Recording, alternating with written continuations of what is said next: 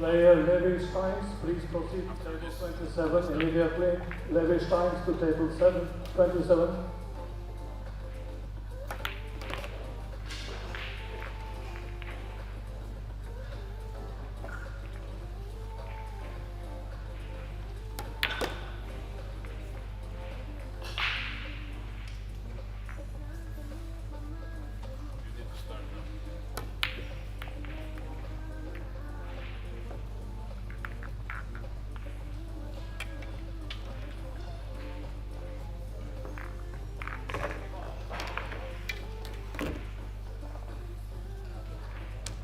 And welcome everyone to the Epbf Predator European Pool Championships. This is 10 ball, under 19, 19 and under, 51 players, a race to 7. This is a round 1 match, and your players are Elijah Dimovski from North Macedonia versus Nidal Hadzibajrik from Bosnia-Herzegovina.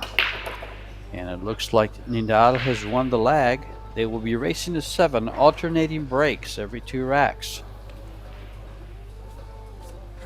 This should be a high-powered match. Nidal has a Fargo rating of 648. His opponent, Elijah, a 654. So they're within 6 points of each other. And the opening break produces a ball and a opportunity for the 1 ball. I look for this match to probably go under an hour. The players should be pretty much in control of the cue ball, pocketing balls.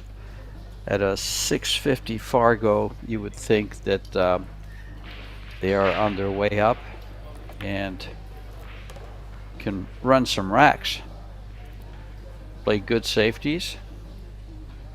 If you're not familiar with Fargo, to give you an example, the top 100, the number 1 would be Joshua Filler at 858, and the top 100 go to 789 Fargo. These guys are 100 points, 130 points below that. So this is what you would call a very good club player. Not a professional, but working his way up.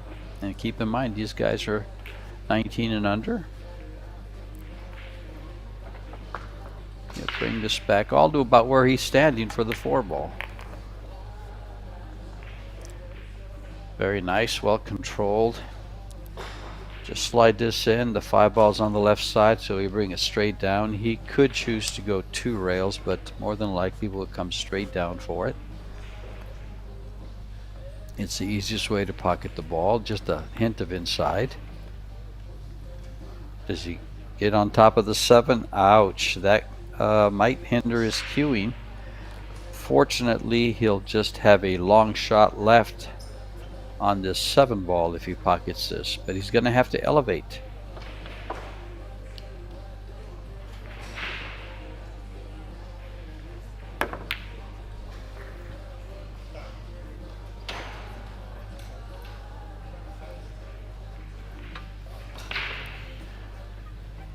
My name is George Teachea. I am from the US of A, and these 2 young men, it's their opening round. They've been playing straight pool, and now they'll go to 10 ball, then 9 ball, and 8 ball.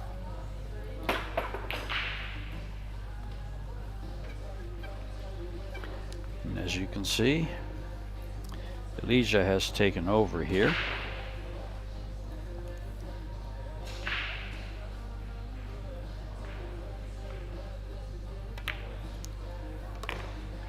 For the all-important opening game in this race to 7.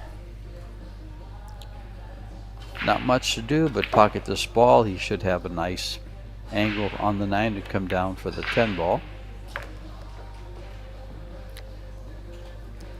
This event is played on the Predator Arc Pro pool tables. It is covered with Simonis Cloth, who is one of the sponsors, Tournament Blue Cloth, and it is being played with the Aramith Tournament Pro-Cup TV balls. Another sponsor. Sponsors for this tournament our Predator group, bringing you the free streams. Iwan Simonis Billiard Cloth, Aramith Billiard Balls, Kamui Brand, Longoni Cues. Local sponsors are the Therme Olimia and the Slovenian Billiard Foundation. And what a great job these billiard foundations do in Europe. They train these young players to play 10 ball, 9 ball, 8 ball, and straight pool. Gives them a very, very good foundation to improve their game with coaching from the federations.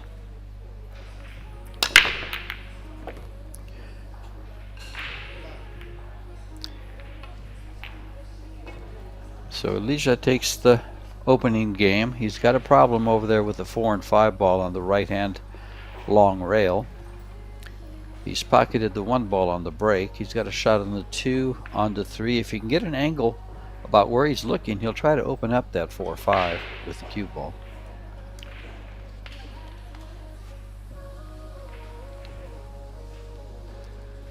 Big advantage for this young man is he looks like he's about 6'2", maybe even a little taller. So it makes reaching these balls. Did he go too far? Yes, he did. He's straight in. So he's going to have to find a way to play safe here off the 4 ball, unless he chooses to bank it to the side. He might be able to go into it. From this angle, it looks like he just might have enough to kind of go into it. No, he's going to play soft, and he's going to play the safety. Doesn't have the angle for the bank. He's going to go try to get behind the 10 ball, probably, as he's pointing, indicating there. He'll go off the bottom side of the ball. I don't think he can hold it next to the 5. Can you hit it that thin? We'll see. Yes, he can, but he's caught the 10 ball instead of getting behind it. Hit it just a little bit too thin. But here's a good shot here, is to play this ball to follow the 4 ball, hit it on the right side, and try to get the cue ball behind the 6. Just a straight follow shot. And use the rail to get your angle towards the 6. He's just going to roll up to it. That just leaves too much. That leaves too much for that's kind of, I don't want to be critical, but that's kind of what you call a lazy safety.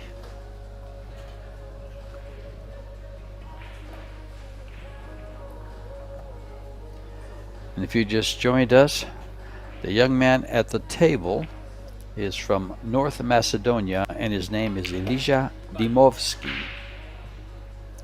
654 Fargo. I think he was trying to get behind the 6 ball, but he's going to find himself behind the 9 more than likely. He should find himself behind the 9.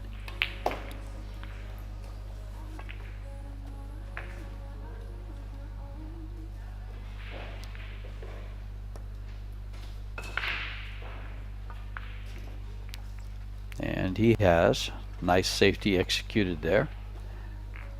Well, from what I've seen so far, that lazy safety by Nidal, the young man in the white shirt, and we'll just call him red and white,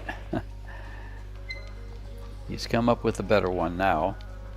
Lazy safety in the first shot, and he's showing that he's not lazy.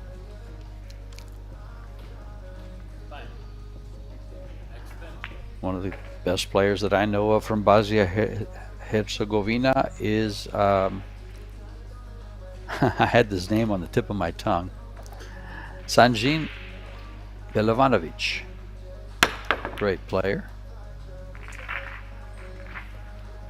And thank you very much, Elijah.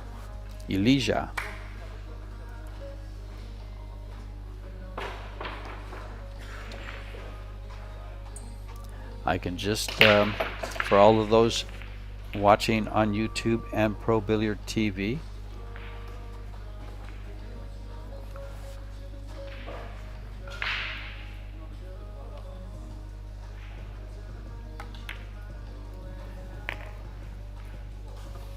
Nidal looks like he's got a pretty clear rack here. He's got a problem with this 8 ball. Does it go by the 9 is the question. If not, he'll have a choice to bank it in the side and play position for the 9 and continue the run out, or a safety. It looks like it'll slide in off the rails, so I look for him to be aggressive here and be offensive. And I love it when people let me know how to correctly pronounce a name, because all I can do is read it and pronounce it the way it looks like to me.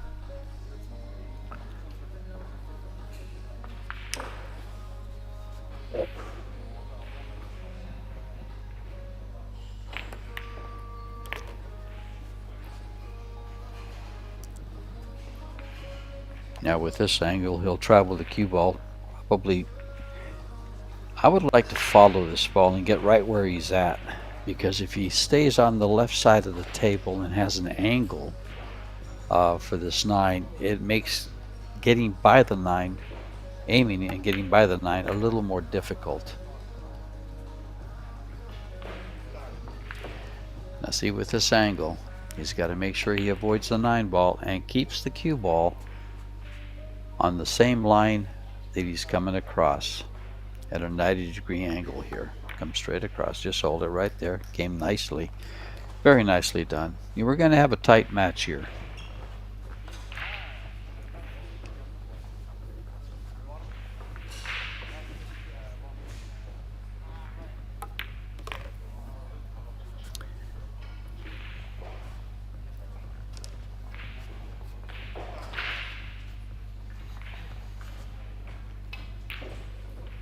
And Nidal for this 10 ball to tie things up at 1 in this race to 7.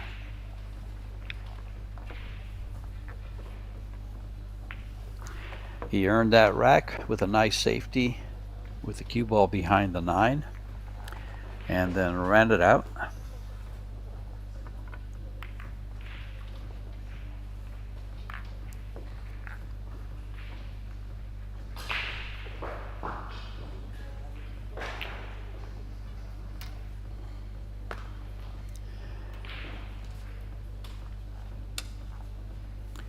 And they are alternating the break in sets of 2. You get 2 breaks whether you win the game or not, and then the other player will take over. 4-railer, no. And it looks like it's a dry break unless the 8 ball goes. It doesn't. I take that back. The 1 ball went in.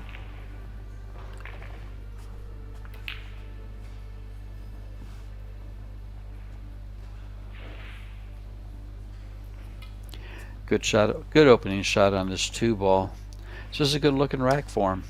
He can do some damage here and get a little bit of get a lead.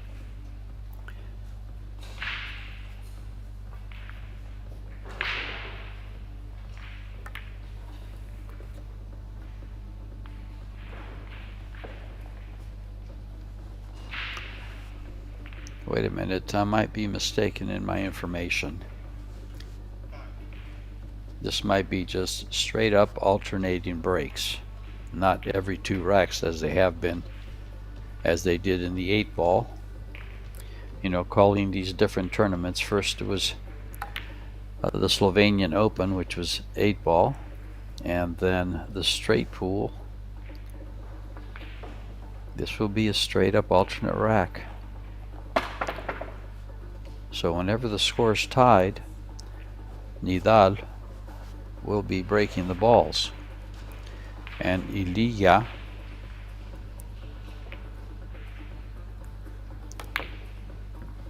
will break on the odd scores. And he's given up the table. Went for the bank shot. Aggressive, high percentage bank shot. Don't blame him at all.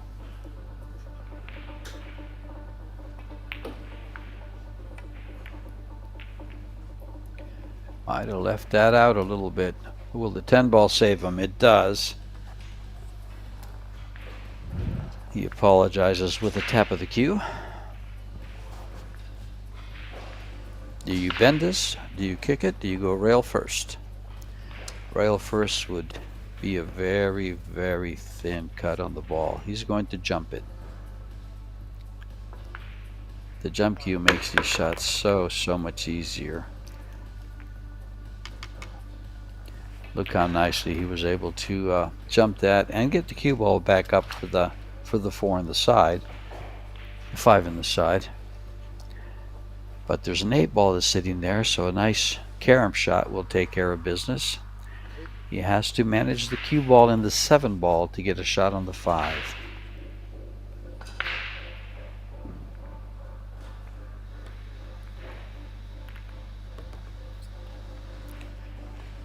He went for the straight combo. Ball was laying up where he could cut it.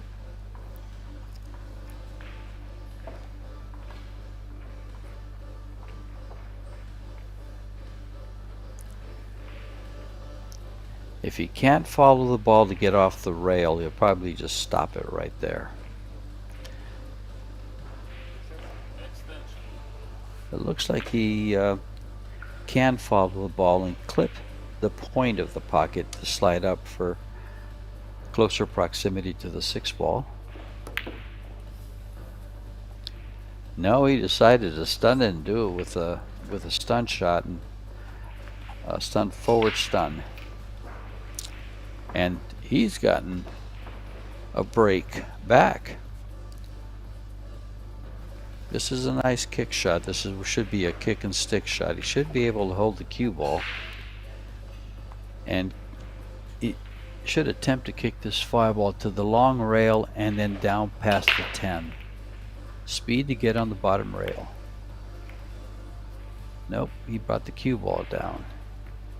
But look what he's done behind this 9 ball. What a pretty shot. If he was playing that, what a great shot.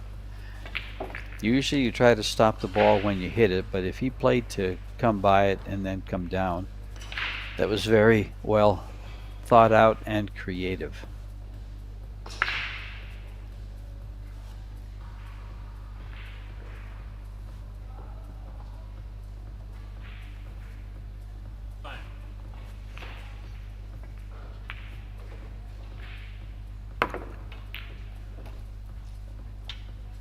That's going to go almost to the pocket, and ball in hand.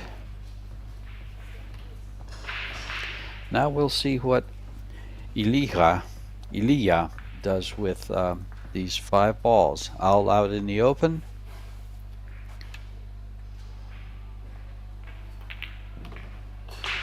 Center of the table is his friend for the cue ball.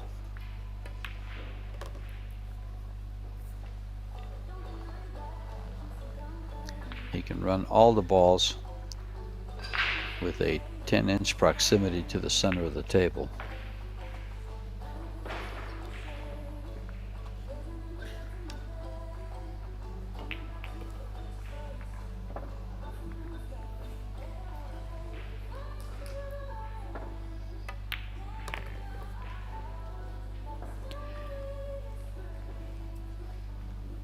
And by looking at the table, on that overview, you saw what appeared to be a break box for the 10 ball portion of this tournament,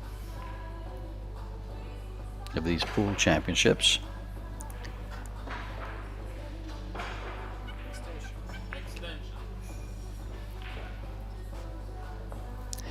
The balls are tapped into the rail, into the cloth, excuse me, when they rack them. Oh, close. That was trouble. Kind of fortunate not to go in that pocket.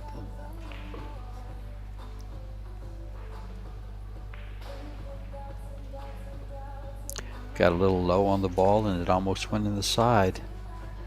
Stay closer to the center on that and it stays straight across. Good shot here. We'll get him back on the 10 with good speed. And of course it doesn't. It stays up. He caught the corner going in. The tables had a lot of pool plate on them. Even though it's new cloth, they're not sliding in as easy as they started to last week for the Slovenian Open, where we had the pros here.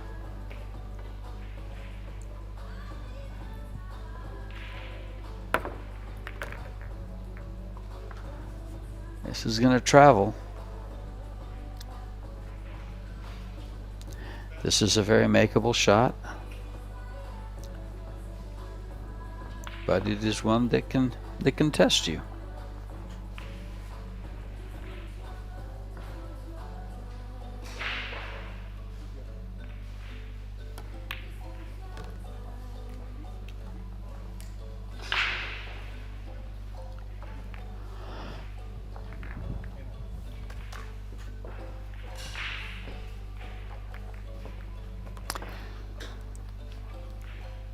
This match here is between Walter Leikre from Norway and Lovro Brakun from Czechia. They're underway. They're tied at 1.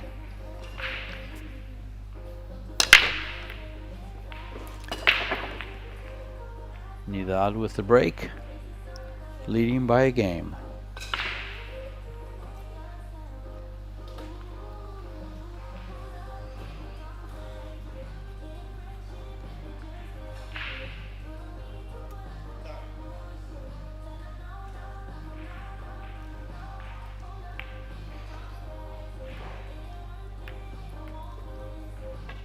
Nice bump to develop a nice easy shot for the side pocket. This just opens up the rack. Now he's got to get to the 4. His angle leads up table and not to the middle where he wants to be.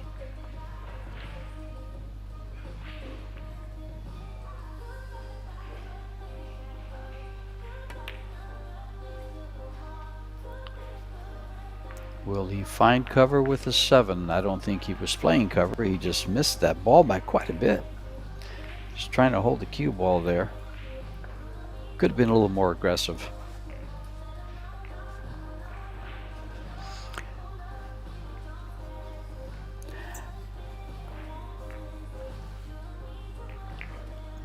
Try to kick this between the 6 and the 7 and hold the cue ball there. He might find cover.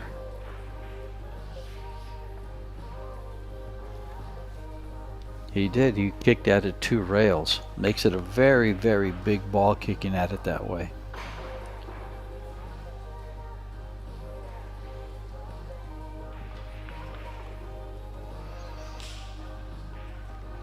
If you want more information on these tournaments, please go to epbf.com and select the European Championships. You'll find the participants, tournaments, all the different tournaments, 8-ball, 9-ball, 10-ball, the results in strength pool. Oh, a foul there. Didn't get over the 10. Now that's for those of you aspiring to be professional players, even though it was clearly a foul, you don't really want to stop the cue ball. Let it finish rolling before you pick it up.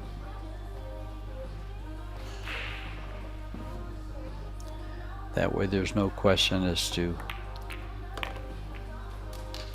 anything whatsoever. He's straight on this ball. He's going to want to draw back past the 10 or off to the side towards the 8 with the cue ball. Just a simple shot. The angle's perfect. Don't get behind the A. He did. Those little shots, he was elevated, and that's exactly what gave him more English than you wanted on that ball. He got underneath it a little bit much,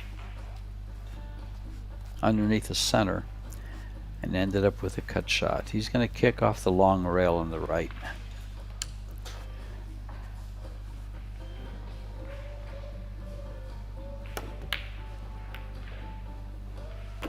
Cue ball. And again, Ilya with ball in hand.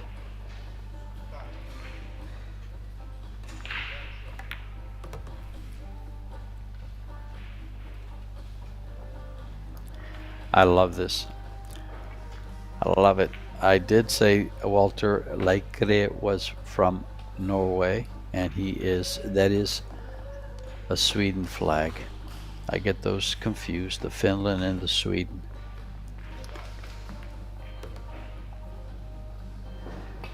Shooting soft. As a commentator, I research the players that I'm commentating for, and when they bring up the camera to the other players, I just read it off the live scoring. And if I don't recognize the flag, sometimes I guess maybe I shouldn't. Thank you for the corrections. Up and down for this 9-ball. Oh, he's just going to draw it straight across. With a side pocket there, that would have kind of I personally wouldn't have drawn the ball straight across. I would have gone up to the head rail and down to that area. He's got to get the cue ball off the rail here. He didn't, and now his angle coming off the 10 is going to be pretty close to this corner pocket, and now he's going to have to elevate, which makes the shot harder. They are on a time clock. It's a 35-second time clock with one extension, a 25-second extension. They have 1 minute after the break to plan their attack, and players should take a good time with that minute to see where your problems are, know where you want to go, where you might play safe, where you might be aggressive.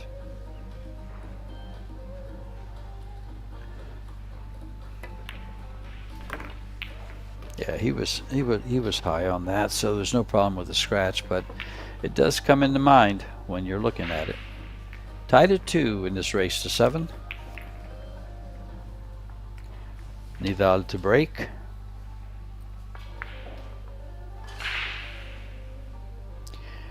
And there you see a nice split view of the 2 live streams that are being brought to you for free. They are both on YouTube and on ProBilliardTV.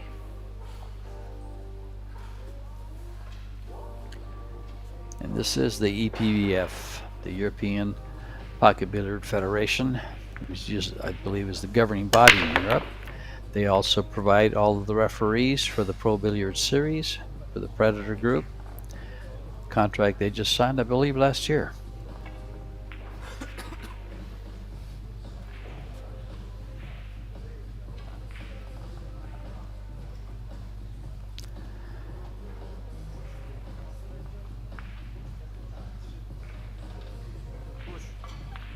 A dry break, no shot on the 1. He's going to push out to the bottom. He's left the shot. It's a tester. Does it go by the 2? The answer is no, I believe.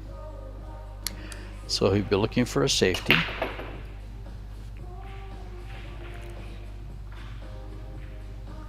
Or will he play the carom on the 9? No, he's going safety all the way, and a very well played one. Nice delicate shot to get behind the 10.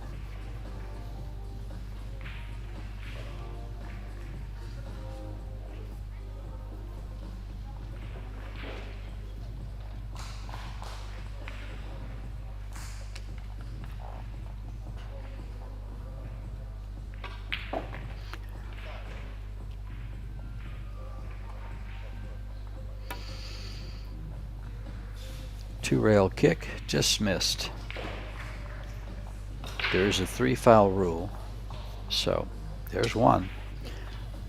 The balls are pretty opened, with the exception the 4 ball is going to have to be. You have to play a combo with the 4, unless you play it to the side pocket where he's standing.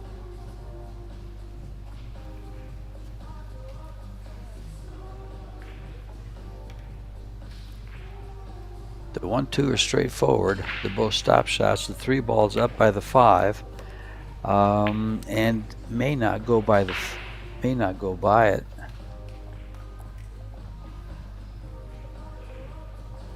Now I'll warn you ahead of time, I may get the 4 and the 5 confused. As I look at them, they look pretty close to the same color, especially at this angle.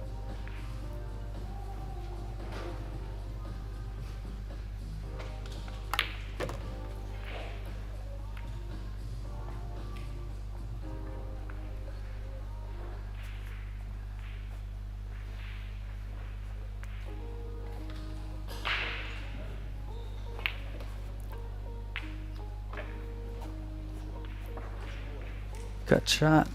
I just hold it with a lot of inside English here. Should be able to hold it. It's going to come up above the 8. I don't think you can hold it underneath the 8. So he's going to have some speed on it.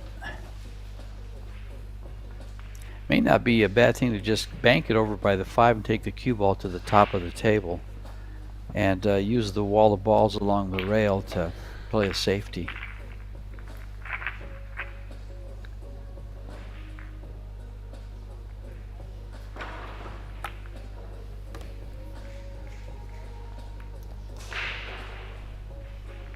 Came out pretty well. He decided to be aggressive.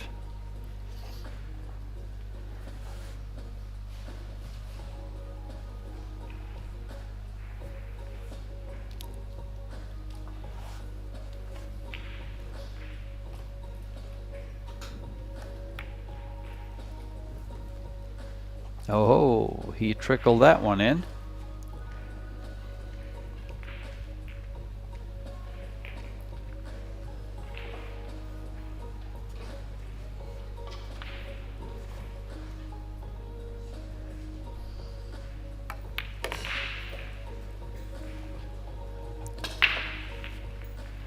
These guys shoot very, very close. Their games are both well-rounded.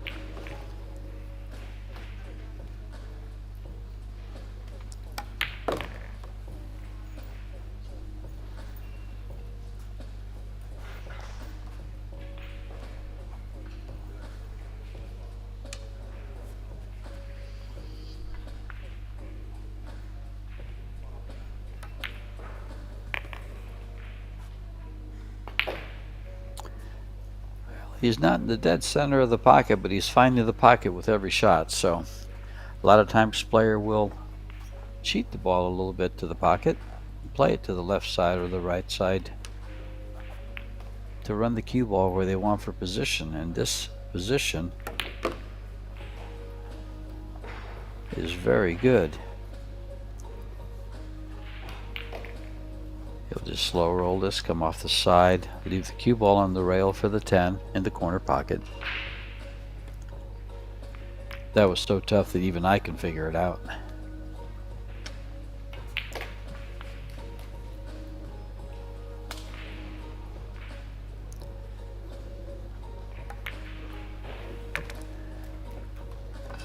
And Nidal with the 3-2 lead. And Ilya will be breaking. And it looks like he's going to be taking a break. And if you've just come in, this is the Predator European Pool Championships. This week they'll be playing, they just got done playing straight pool. They are now playing 10 ball. They will move to 9 ball and 8 ball later in this week, all the way till Monday. There's 51 players in this division. This is a race to 7, and it is the first round of the under 19 youth 10 ball.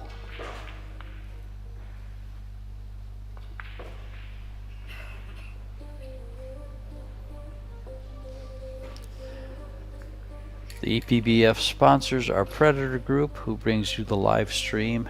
Go to PredatorCues.com and you can find tables, accessories, cues galore. Take a look at their pro team. You can get lost on their website. They have quite a bit of content. And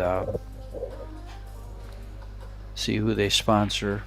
There's some pretty pretty well-known players that they sponsor: Joshua Filler, Eklund Kachi, Carlo Biado, Jasmine Ocean, Albin Ocean, just to name a few. And so that's Predator Group. Iwan Simonis Billiard Cloth. It is the official cloth for this tournament, as they are a sponsor, and it is on the Predator Arc table. They are playing with another sponsor, the Aramith Billiard Balls. They are the Pro-Cup TV balls. What the difference between those and the Pro balls are the colors of the four. They're pink. On the standard set, on the Pro set, it's purple. My favorite color for four balls. All four balls should be purple. Just a personal preference. I'm old school, been playing pool for about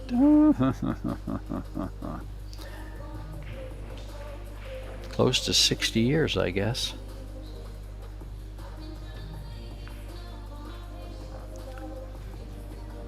Call it 58.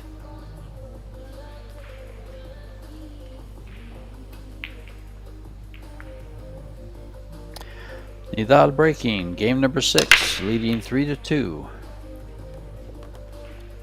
Down goes the 5. No offense on the one ball, I don't think. Wait, he might. It's close. He may have a shot. Let's see what we can figure out what Mr. Dimovsky is playing with here. It's a good looking cue. A lot of ebony and white material on it, a leather wrap. Little extension on it. Little 3-inch extension, and he has lost the cue ball. Both players are on the tall side, so they like using that 3-inch extension. It's reported that it gives you a little more balance for the cue, especially when you're taller, a little more reach.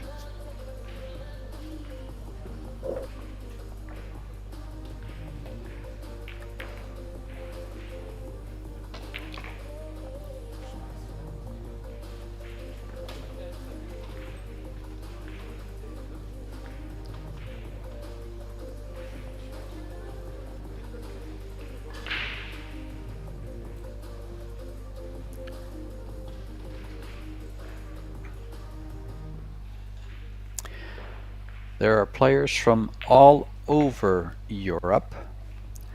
In fact, playing at this time is Jakub Kraup from Poland. He's playing Robin Haig Peterson.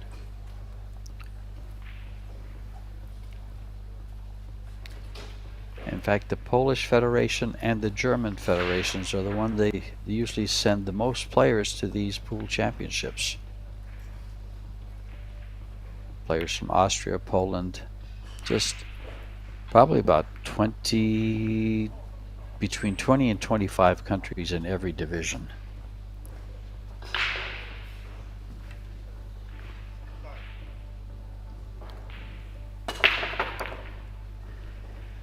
He's in it's a good safety, very good safety. He's going to have to come just past the 9 ball if he can get there and hit just above the side pocket. I don't think the 9 ball lets him get there, so he's going to have to really spin this ball.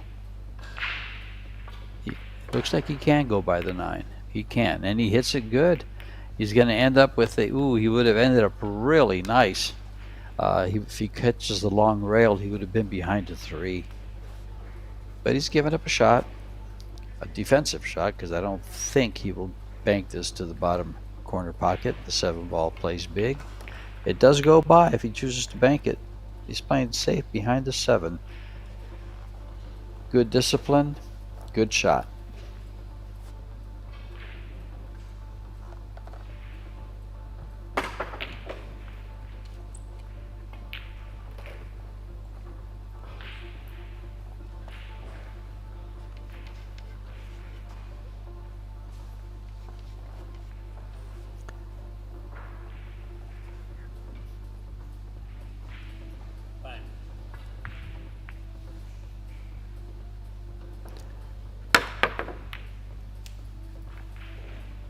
Oh, look at this.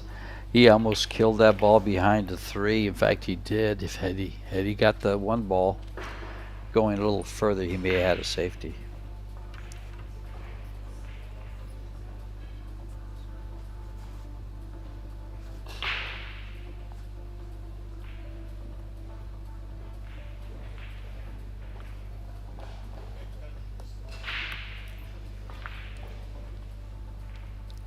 Oh, he was trying to get right between those 2 balls for a very tough safety. If he can lay that cue ball right between them and maybe just open the 4 ball from the 6, it would have been an excellent shot.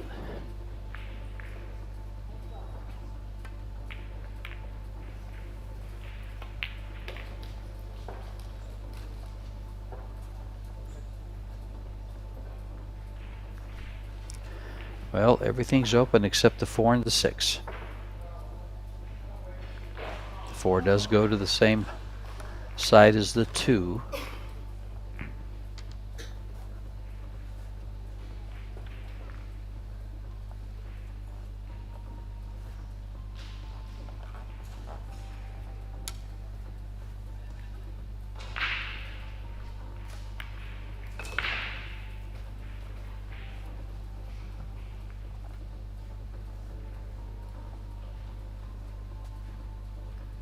Will he go 2 rails or just that 1 rail to slide by the 10 ball and get on the 4 for the side pocket?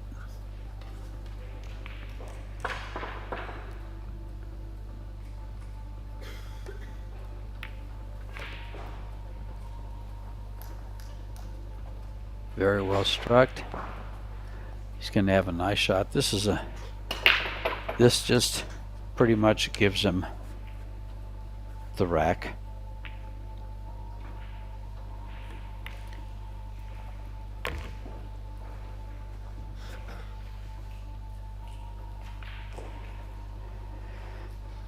Maybe he can open up his lead to 2 games. It is a race to 7. They are on a time clock.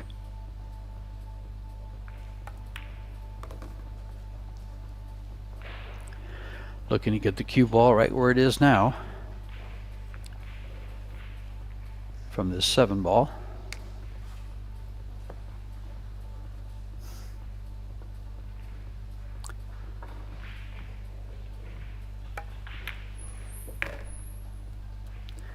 The Polish Federation, someone asked about a pole player, and I see some questions being asked. The Polish Federation produces some great players. I live in the US, and they send a team out here of 5 to 7 players every year to Las Vegas for the Predator World 10 ball.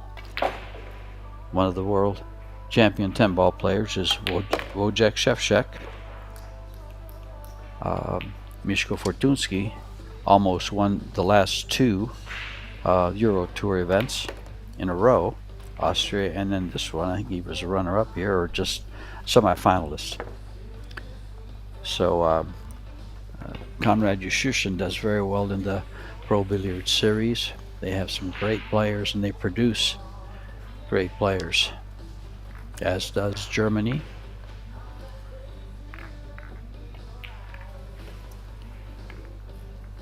And Nidal does open up the lead by 2 games, now leads 4 games to 2.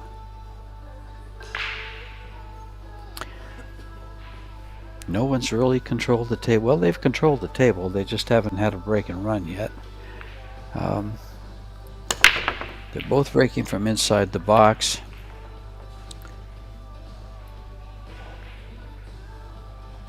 And they're breaking.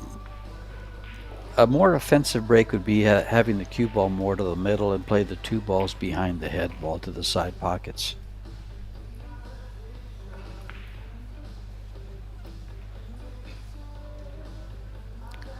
They're both breaking from the corner of the break box, which is a more defensive or mover's game. Is he going to leave a shot in between the 8, a little window between the 3 and the 8? The answer is no. I think the 10 ball might have him. Can't really tell. Nope. There's a great camera angle. Shows that the A ball has him.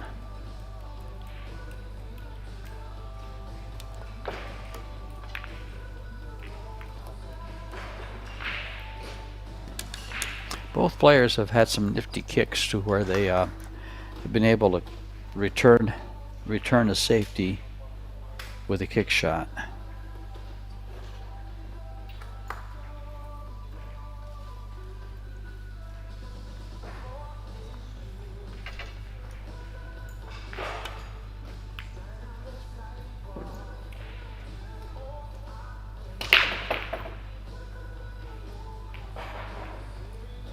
That was a nice attempt at sticking the cue ball behind the 7. Looks like he has a shot on this 1 ball. Does it go by the 5? Is the only question. It appears to.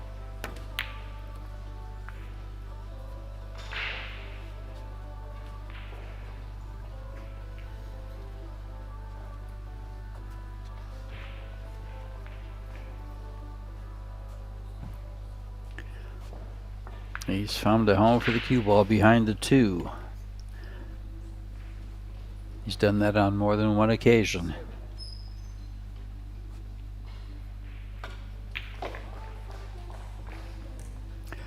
Kick shot going into this 1 ball, trying to keep the cue ball up on top.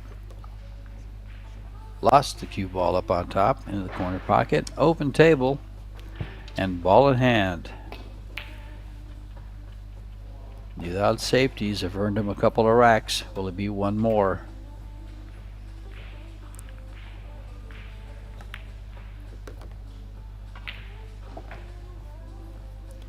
Nice angle to kind of slide over to the left side for the 3. The only thing I would worry about here is getting right by the 4 to where it hinders my cueing.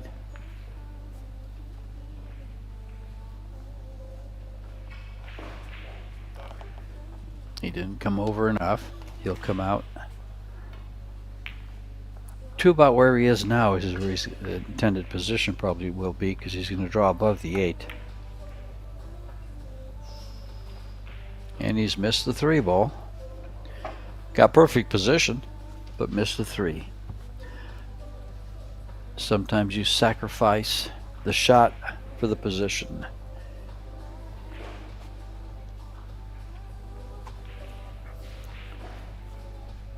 And that should never be. Got to make the ball to keep shooting.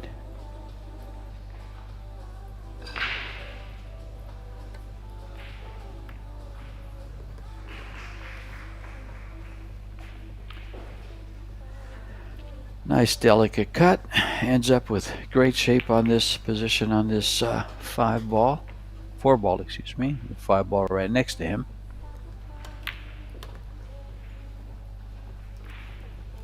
Wow. If he can keep the cue ball in the middle of the table, he'll have every shot he wants.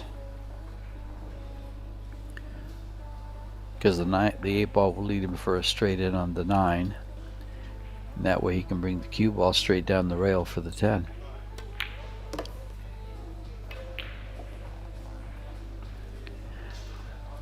See if he goes under the 8. I don't think I would. I'd give myself distance to make sure I don't get behind the 8, trying to go under it. Between the rail and the 8 is what I mean.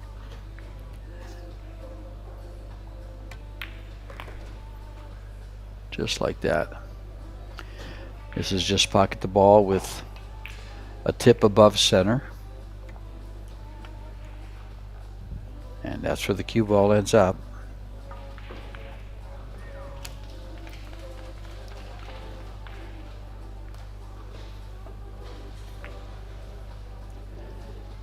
Get straight in on the 8. Stop the cue ball for the 9. And the only problem there is he overcut the 7. pretty straightforward cut there that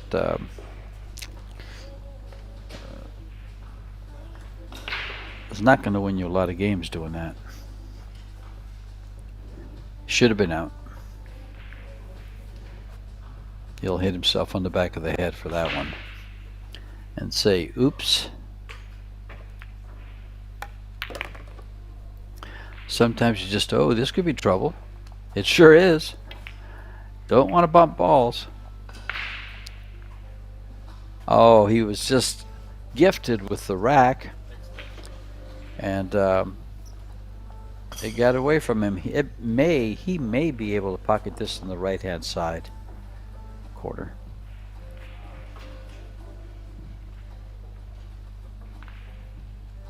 This is a good shot. This is a very makeable shot. It's a little bit of a tester, but it's a very, very makeable shot. The position is natural. Just hit it center. It'll go 2 rails to the center of the table for the 8 on the side. For the 9 on the side, excuse me. He's hit it rather hard. And now he's left himself a long cut. And he has to be careful with the hit on this 9 ball. You hit it too thin, you're going to scratch in the corner. But you have to hit it thin to make it.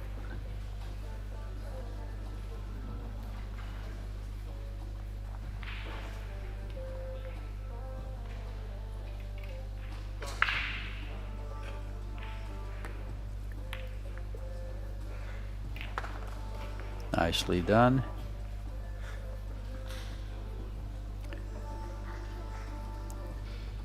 This is a little bit of a, this is a deceiving shot. It appears very easy, but under pressure, the slightest little tick, and you'll find the ball sitting in front of the pocket. Kind of like that. And he shouldn't feel too bad, because I've seen Shane Van Bonen miss that shot. On a 10 ball, just like that. It was from the opposite side, though.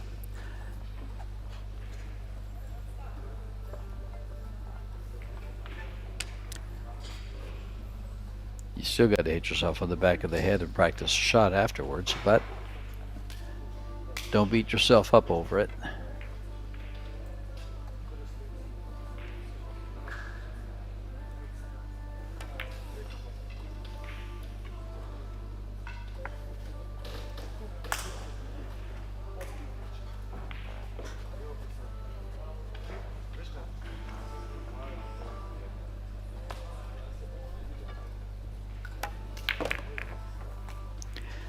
And gifted another rack, and now it is becoming a bit of a runaway with a 3-game lead for Nidal over Ilia.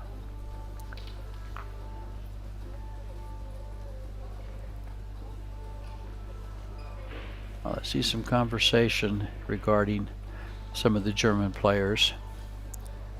I just glance over and I'll try to chime in a little bit, but Josh Filler is probably one of the best players out of Germany. He actually has the highest Fargo rate. But someone mentioned Ralph Suke, a very inspirational player at the age of 56, still competing. He lost in the loser qualification in the Slovenian Open, so he got 1 match short of getting to the stage 2.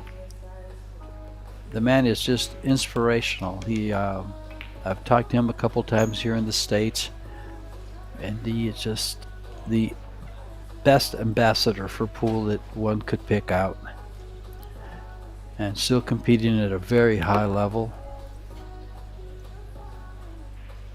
Solid foundation, solid play, dedicated work.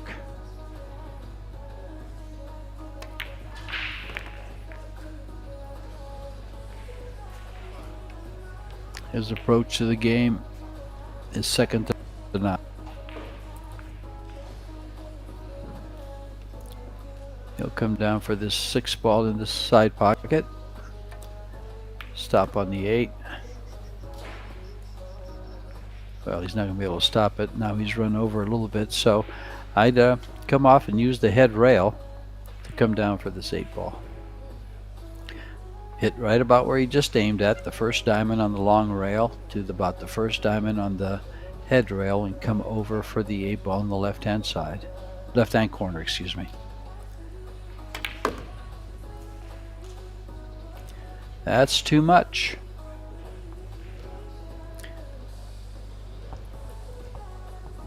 And that's where your English comes into play. You hit that with the right speed, the spin added to it. He did not need the spin. The natural angle was exactly where he went to. But if you notice, the ball was spinning off the rails. That added speed to the shot. That gave him another 2 feet. And ruined his nice position on the 8.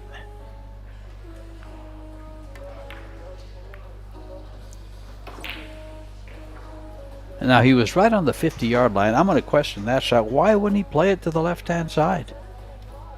The ball was natural to the left side. Instead he plays a combo. That was a mistake. Major mistake for the young man.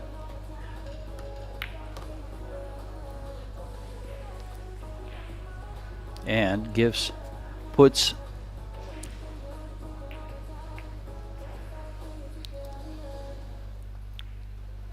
Nidal on the hill.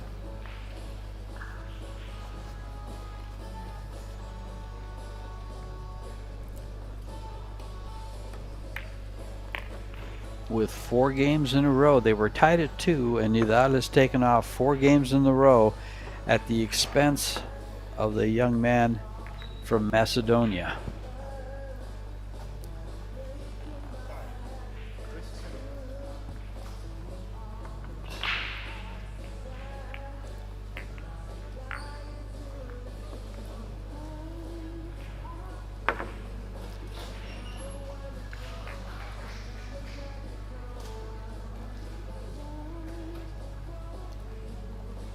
Well, our lapse time here is an hour.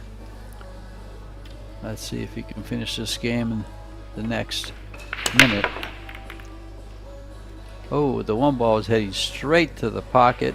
It was kissed out, and he has left an opening here for Ilya.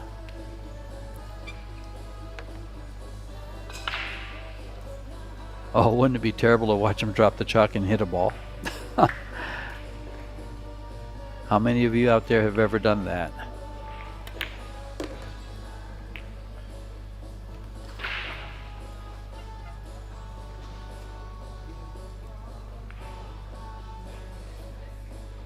All ball fouls. It would cost you your shot.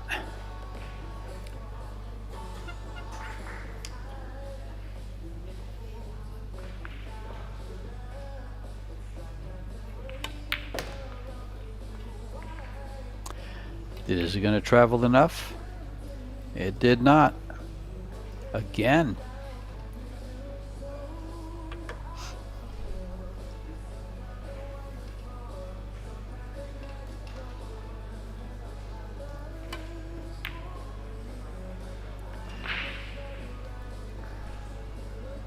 It's going to give up a shot.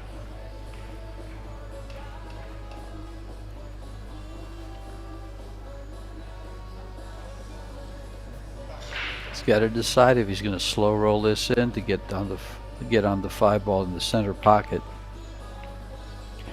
Because unless he goes 2 rails to the middle of the table, the 8 ball blocks the 5. And he's done a very, very good job. Another little roll up, kind of along. Now you can just go ahead and go up to the head rail and come back down. Just be aware if you don't want to hit the 9.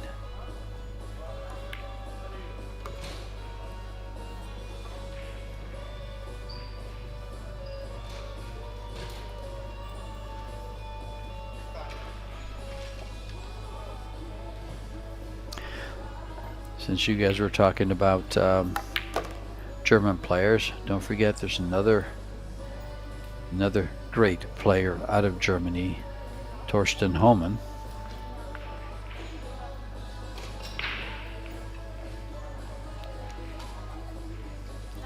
In 2006, I believe Torsten competed for $250,000 in an 8-ball match in the, I forget, the IPT, I think it was. Way back when. Efren Reyes won the big one for $500,000. Rodney Morris was also a part of that. Some great, great players. In Kevin Trudeau's tournaments, going back quite a ways. Now he's faced, he can call, well, in WPA rules, an early 10 ball just gets spotted, you don't win the game. So he could play the carom to make the 10. But he's going to leave a tough shot. And look at this bang shot he just, gosh, I'm telling you right now, you want to kick this ball in, but the safety is the shot. He is going to kick it in. Because it's close to the rail like that, it's a high percentage shot. Very high percentage. A lot of players would have played safe. I actually like kicking that ball in, especially with the 4-game lead. And there you have it. Nidal Hatzibajrik goes on the winner's side in this round 1 match. Ilya Dimovsky will go take the long route through the 1-loss side. Join us for more live action here in Slovenia. This is George Steja. Thank you for joining us, folks. And come back and see us.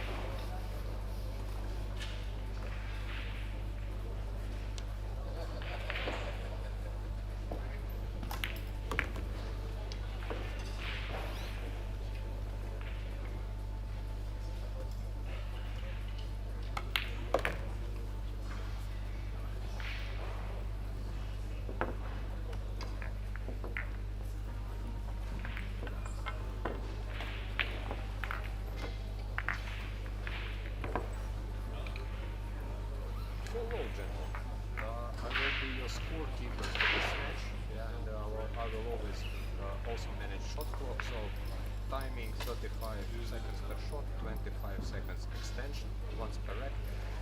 Shot after the break is 60 seconds. 10 seconds before your time is up, I will say time, so you have to make your shot like within 10 seconds. And I will confirm your calls for extension. If you don't hear me saying that extension after you, that means I haven't heard for some reason. Your call only stands when I acknowledge it, when I say extension. I will use these cards, yeah, to make it easy for you to understand if you have extension or you use it. Yeah, so actually, it's kind of like extension is not used, yeah, you still have it, yeah, and Yokim, it's like, I will place the card when you use extension like this, so you know, you don't have any extension left. Any more questions? One request which is kind of like obvious, don't interfere with balls, yeah, I mean, you're on TV table, if you miss-stand balls, move position, I will treat it as unsportsmanlike conduct. We don't need this crap, alright? Yeah. Have a great match, and you can practice. We will start after the announcement.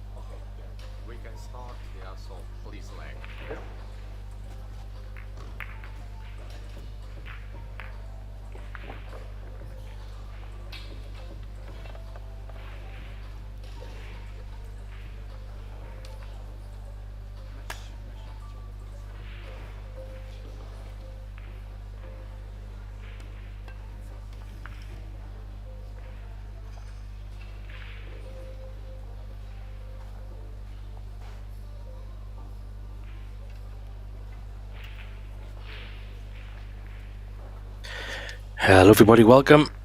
Thanks for joining us back. We're here day 2 at the Predator European Championships, Junior European Championships in Slovenia. Straight pool is now concluded. That was yesterday and this morning, and we're now into the 10-ball division. First rounds of the 10-ball division we've played through. We're now into the winners qualification matches. And in this match we have a winners qualification match. Akseli Kanukula from Finland against Yokimas from Norway. It's a race to 7, alternate break, and we do have a break box in operation, so the players will need to break from just outside the box that you see there at the top of the table. We have a shot clock also in operation. Players will have 1 minute from the break, and then 35 seconds per shot with a 10-second warning and a 25-second extension should they wish to use it. So I've filled you in on all of the general stuff.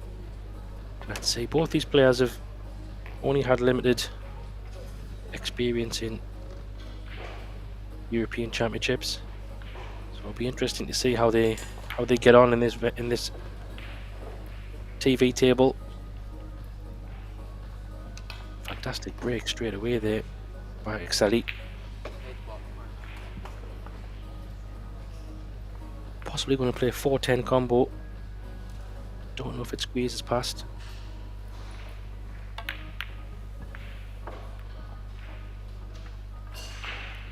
Yeah, it was a strange combo as well because the 4 was drifting away from the 8 ball.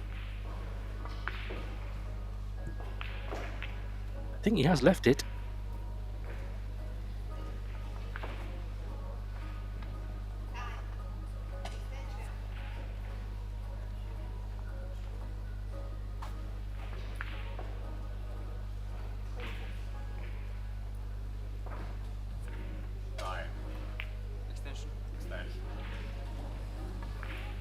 Does look tight, but I do think he can make this.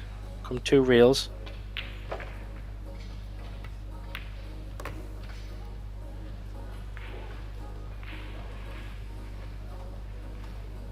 Yeah, a little bit short of pace there. Probably just his first shot. I know they've had practice racks, but he does have a shot on this still.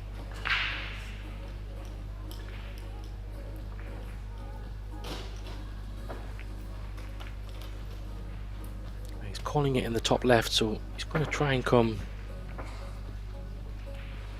4 rails here, trying to find the gap between the 8 and the 9. This will be quite an incredible positional shot.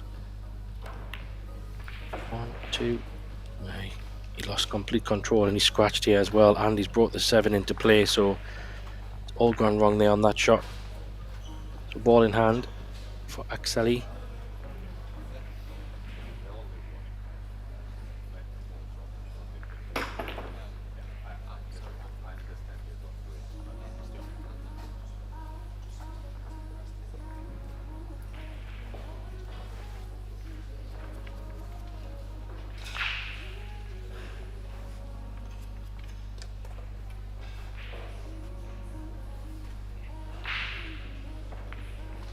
I'm going to come down the right side of the table here.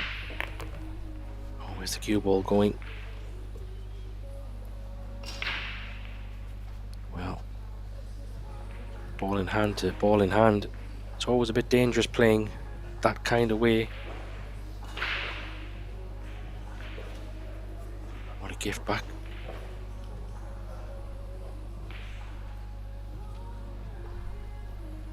Makes it so much easier. You can now just put the cue ball exactly where he feels most comfortable to get to the 8.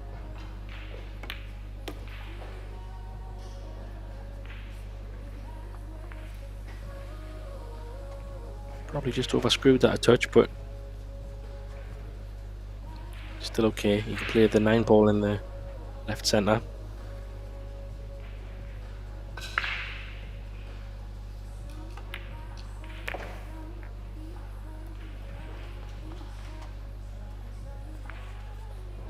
Probably just early nerves for both players.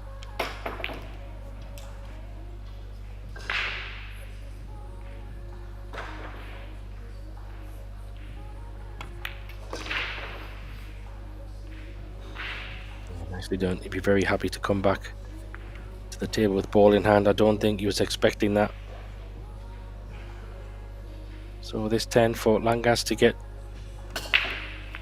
one on the board, and he does just that. Axel will be a little bit disappointed that he scratched there from the ball in hand.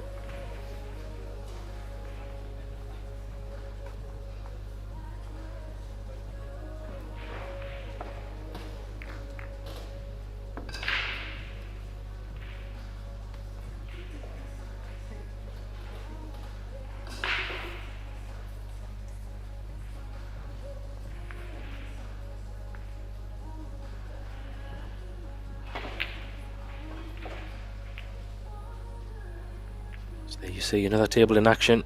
Table 1. Another winner qualification match underway as we speak. All chasing to get into that single knockout stage of the last 32.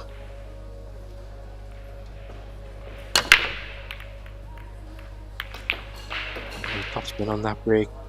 Didn't really get a ball going. Hasn't left anything though.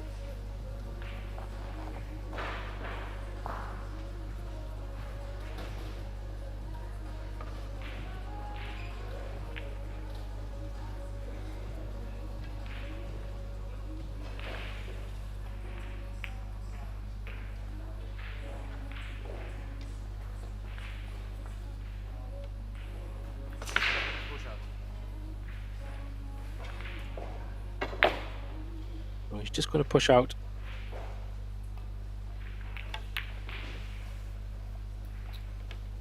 I think he tried to push out to some kind of kick or jump there, but he's left this one. And he's also left it. Don't know if Joachim can drop this in and hold for the 2 in the side.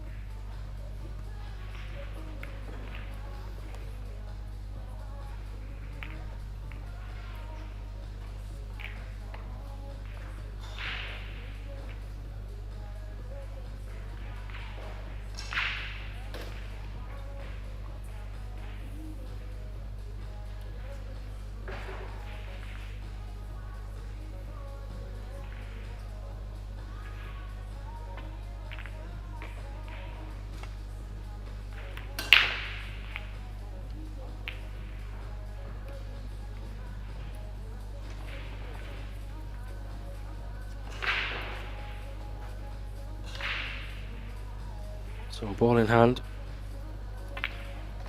Tried to find the edge, but must have been a bit tighter than he thought.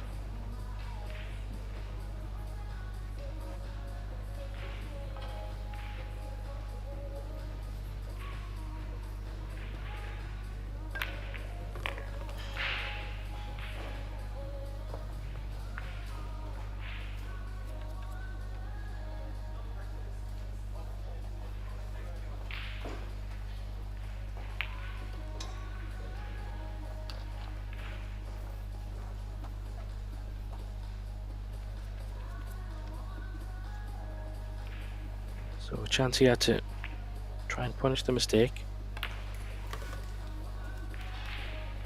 Bit of a longer 4 ball, but he couldn't really do much with the cue ball. It's not a bad angle really. He can come down the right side of the table.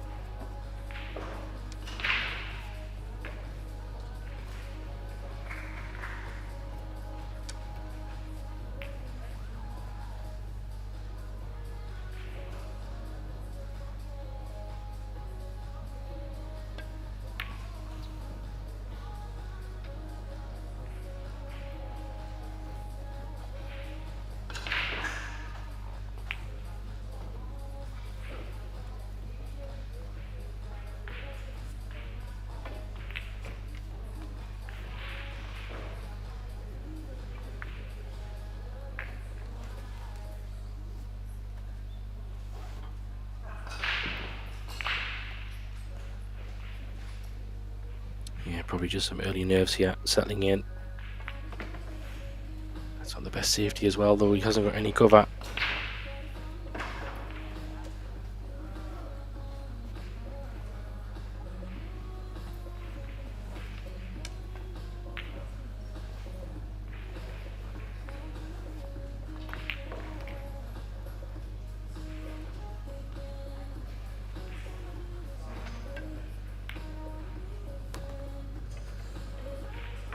It's a good shot, but cue ball's gone a little bit awry. He kind of overcut that 4 a little bit, still went in.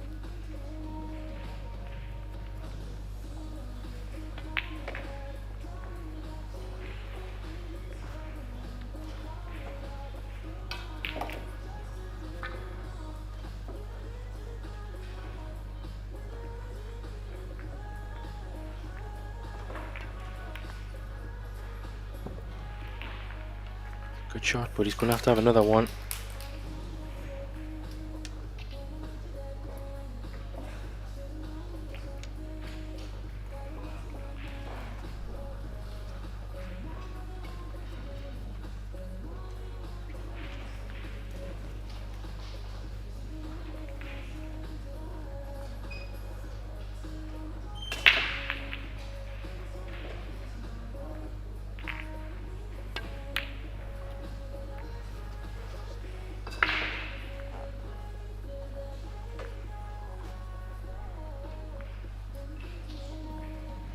Another miss there. They're really struggling to get a hold of the table and get some balls going here, so I think you can pot this 6 and avoid the 9.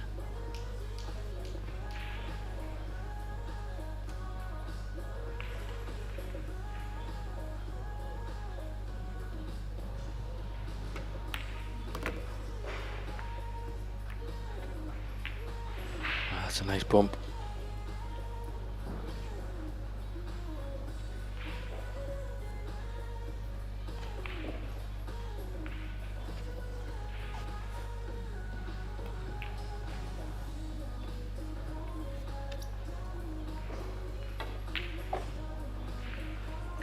Yeah, he might have to go for a few rails here. Don't know if he can hold. He's trying to.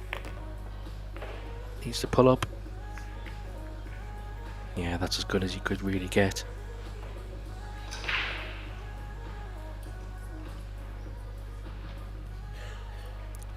He's got a choice here. He could kind of come up just below the centre pocket if he wanted to play the 9 in the side, or he could hold for it in the top. That's what he's tried. It's not a bad option because the 10 ball is above the line, so you can just drop this in or screw it off the top rail.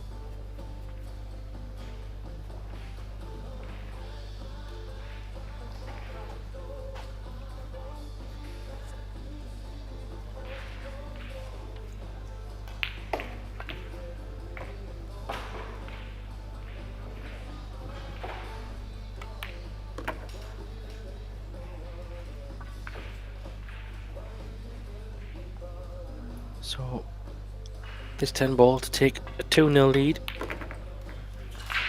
Quite some mistakes in these first early racks. Probably just both players still trying to settle in. Playing in this TV arena. Could be the first time on the TV. I'm not sure if they've played anything in the straight pool matches or earlier today.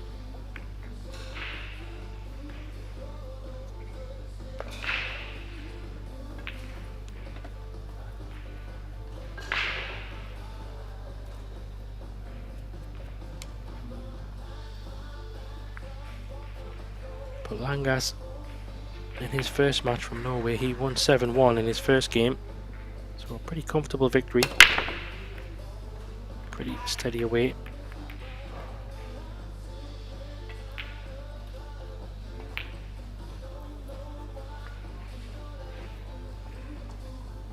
I think the way the draw worked, I think Excelli maybe got a buy into this match. The first round didn't seem to have a game. Just the way the draw has worked out, so this could be his first match so understandably maybe a little bit more nervous.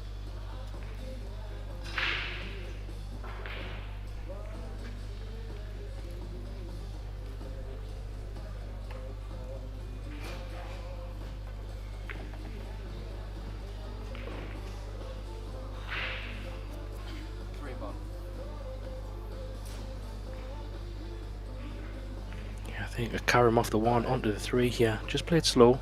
Leave the 1 on the top rail. I'm surprised he played it at such a pace. No control over the 1 ball. If he just played that dead weight, he would have had a shot on the 1.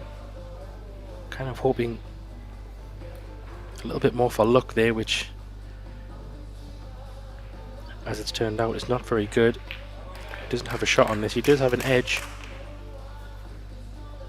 but not ideal.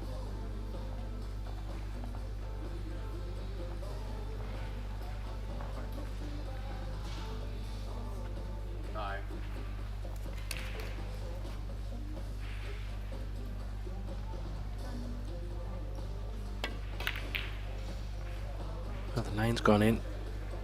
Cue ball's close to the corner as well, so it's all happening at the moment.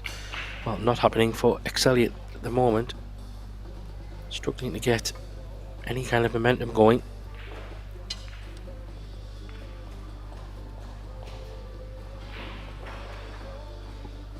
Yeah, big moment for a lot of these players. It's a fantastic setup we have, but all these events, and Predator really try to make sure all players have the best experience, but these table TV arenas just add a little bit of extra intimidation. You know, you have the cameramen there, the big arena, everyone's watching, they know they're on the live stream, and they know commentators are talking on their matches, so you put all that together and it's a lot to think about.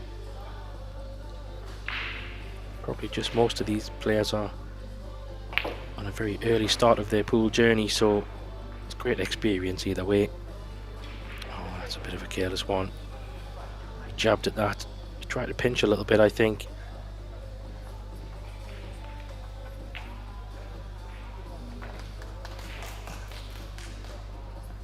Yeah, big moments for these players. You'll see a lot of the more regular players like Felix Vogel, who won the straight pool just this morning. Very much comfortable in these surroundings, plays a lot of Euro tours and so forth. Max Benko also won under the 17s. He's also playing Euro tours and multiple previous European championships, so you get a lot more comfortable the more you play. I'm sure these players have got some ability, otherwise they wouldn't be here. Whatever happens, it's a great week of pool for them all to gain some experience, and if they can find some form, challenge for some medals, that would be perfect outcome. Just caught that 4 ball a bit fat down the rail, so the cue ball hasn't drifted down as far as you would like. Yeah, you see it does go, but it's thin. Bit of a blind cut as well.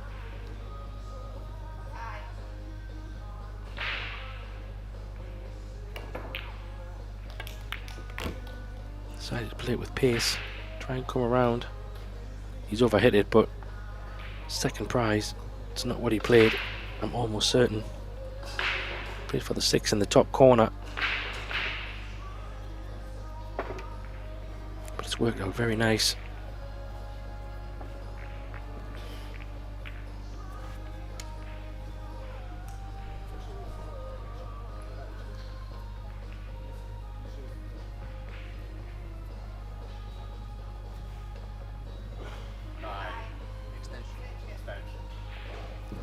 So referee just giving him the shot clock warning, 10 seconds left, just as he was about to go down, so chose to take his extension. Good call.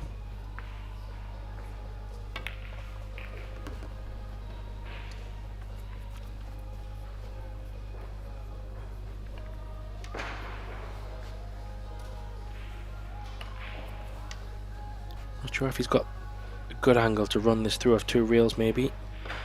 Just come inside the corner pocket.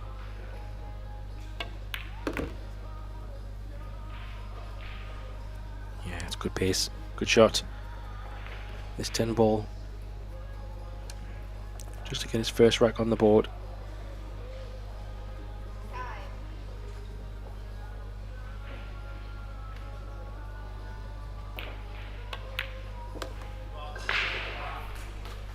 Nicely done. That'll make him feel a lot better getting one on the board.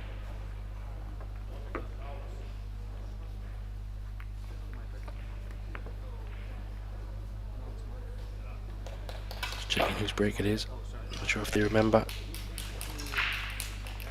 Just checking there. And there you see there's another table underway. Winner qualification match. We have two players there. Karaslan versus Bonansinga. And it's 2-0 to Bonansinga at the moment. So still very early in that match. Both these matches available on Pro Billiard YouTube.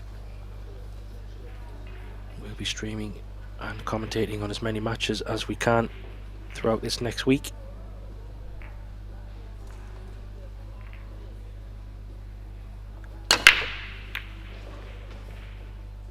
Lost the cue ball a little bit there. Dry break.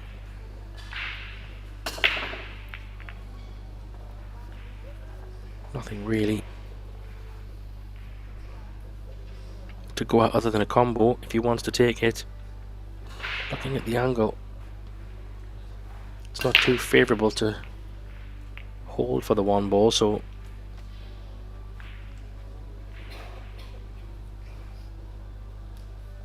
definitely think he has to take it on.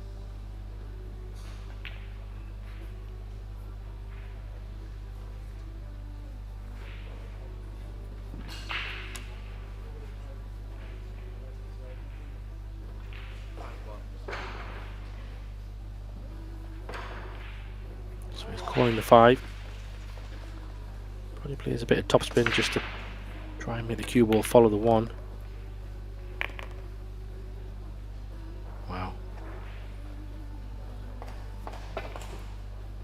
Didn't think that was on that way. Obviously, you try to play the topspin to leave the 1 and the cue ball on the long rail. It was a pretty good combo. Maybe just didn't think the cue ball would follow through that way. Happens sometimes. You get distracted by the combo and the cue ball just followed through there. 3 ball looks like it just squeezes past the 6 maybe.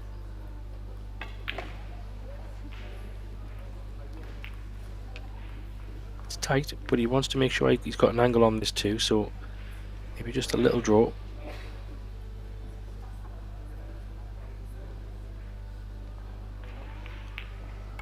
Just a touch.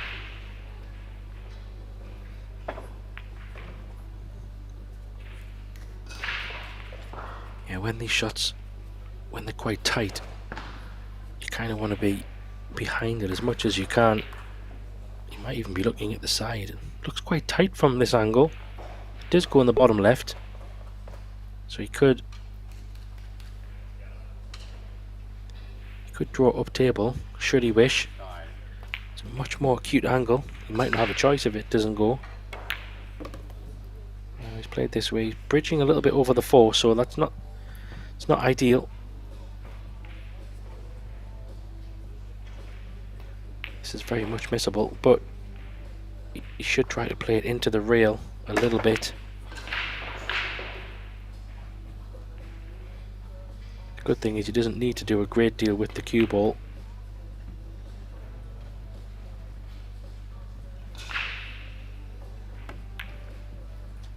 Yeah, I like the way he's played that into the rail. Give it every chance.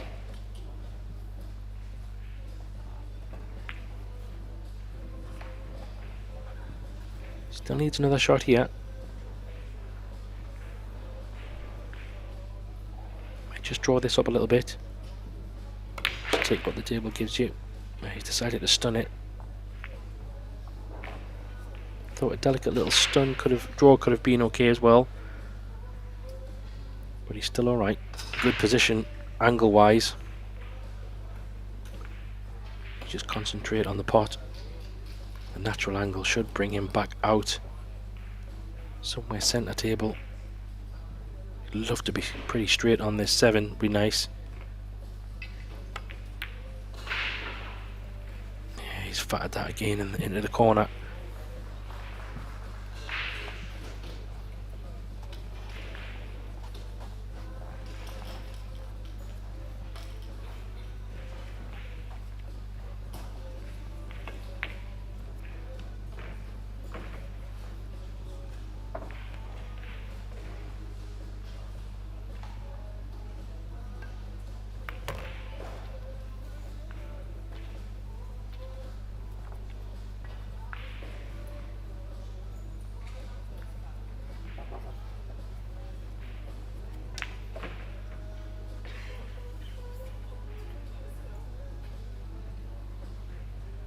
So another chance here for Excelli to get another one on the board. Just let that run a little bit. He's going to have to go around the 9, I think, here, or inside the 9 and 10, depending on his angle.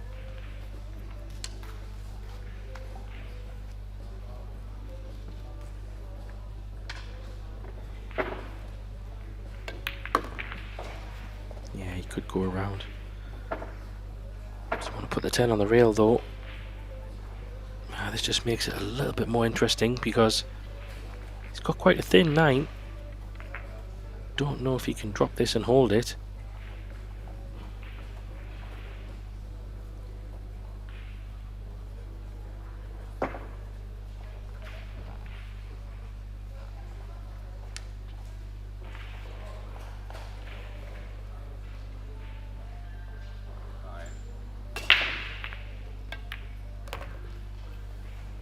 Has to play a bank here. It's not what he played, but I didn't think he could hold that.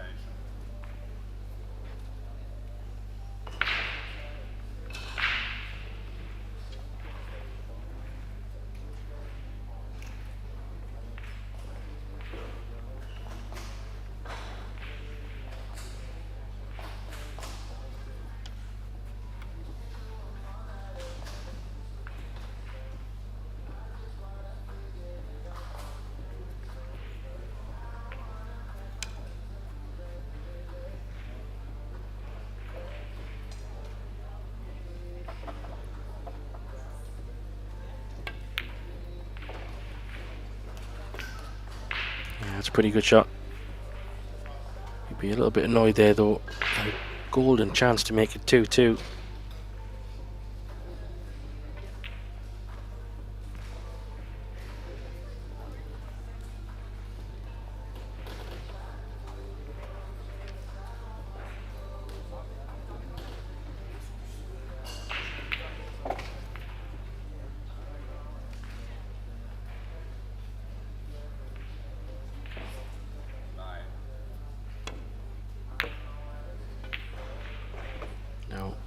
Go up over the top as well.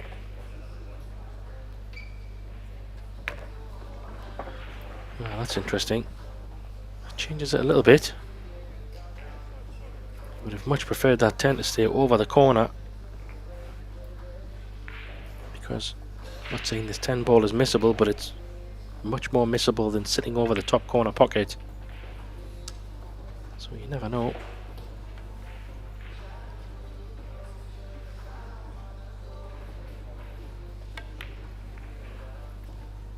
There you go. Where's a cue ball going as well? Ooh, goodness me. Yeah, so that 10 going in just changed everything. Of course, this is extremely difficult, but Langas, I'm sure, is more than happy to at least have a shot.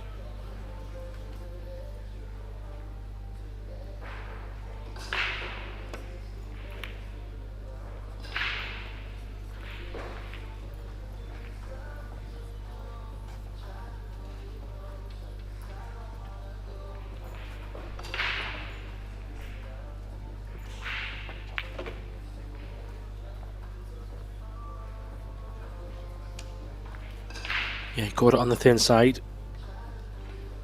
It's left another chance for Excelli here.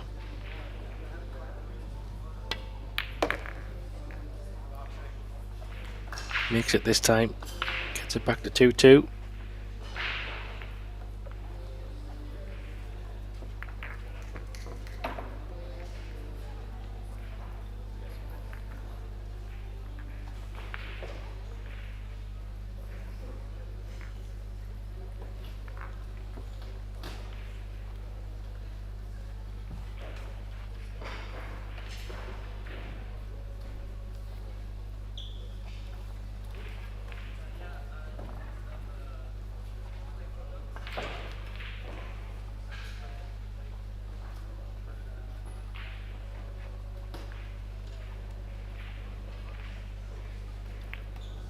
So Joachim just taking a short time out, stepping out the arena for a moment.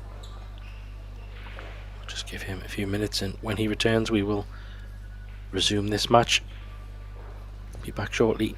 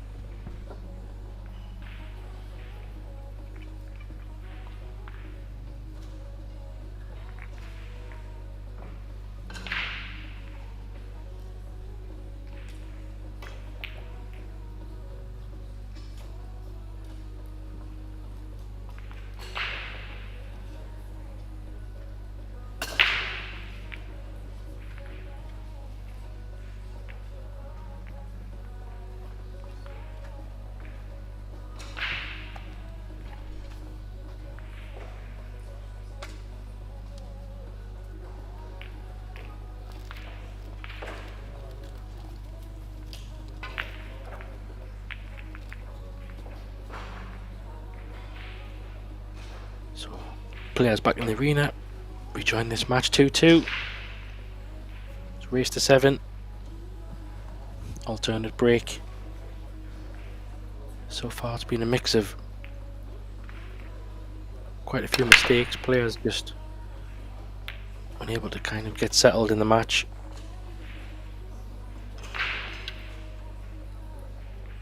Drive break there, but no shot on the one, so push out will be coming.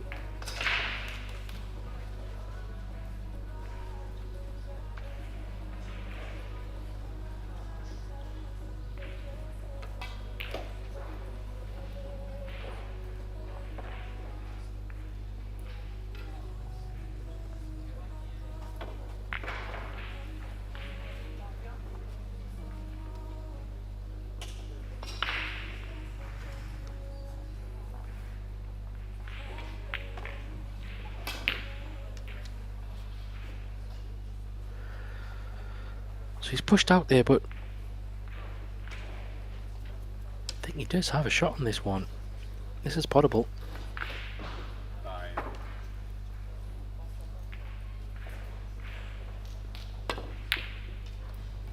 He decided against it. Well, it did go in. And he's called it in the corner, so wow. What an incredible shot.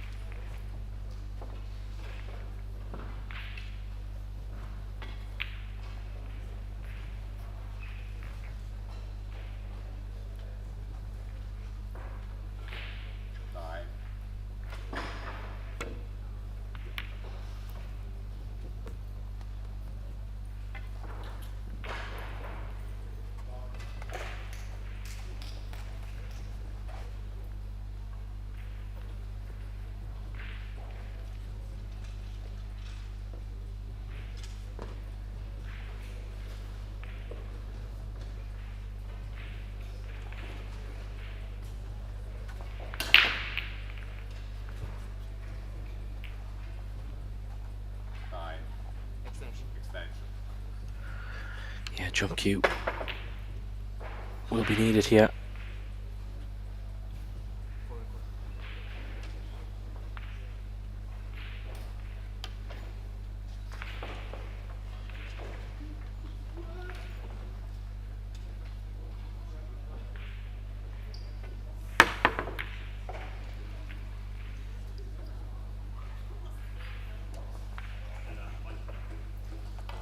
Wow, it was a good hit. Kind of got away with it, really. Does have a 310 combo, but it's very risky, not really much makeable. Trying to find a bit of cover is also not ideal. It's balls to hide behind, but it's just tricky to get there. Could play off the right side of the 3. Yeah, he's going to try and come around the 8 ball maybe here.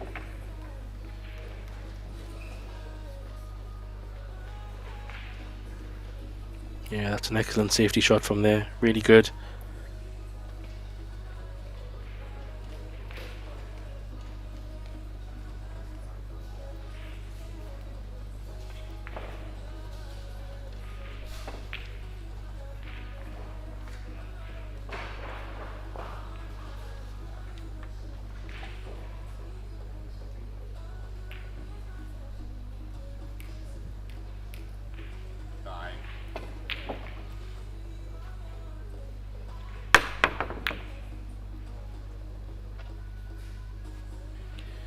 He's going to have a result here.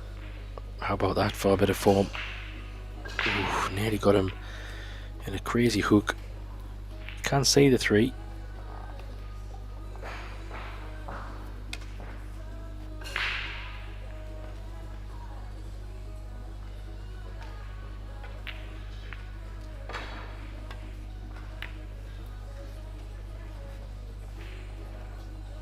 How's the pace? Not ideal. Tricky to get that safety there. You had to really make sure of the cue ball. And because the 4 ball is over the side, really just to focus on potting the 3, hold the cue ball around that area. 4 to 5 and 6 and 7 is quite nice. Just stun this out a little bit. He's even rolling it in. It's not a bad idea. Gives him a better angle just to roll the 4 in for the 5.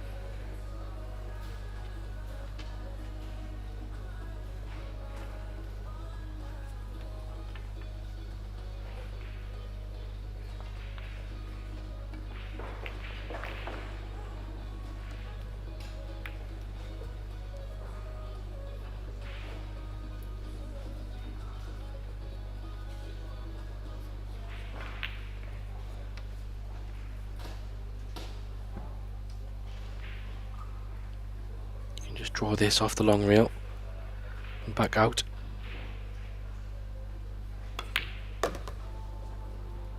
Yeah, nicely done. You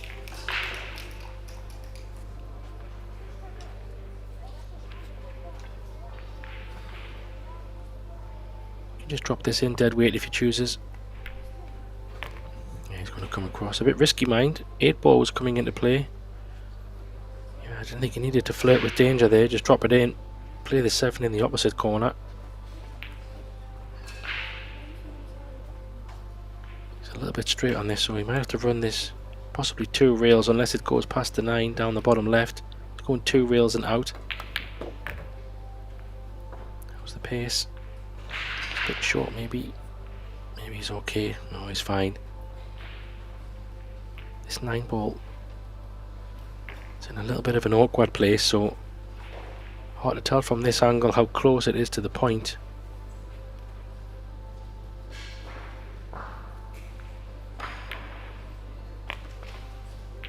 Wow, the 8 ball just went in and he's overcooked that a little bit.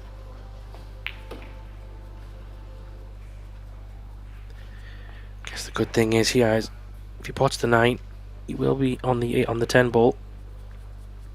Pretty natural just to come out. So easy to overcut these though. Just like that. Question is, has he got away with it?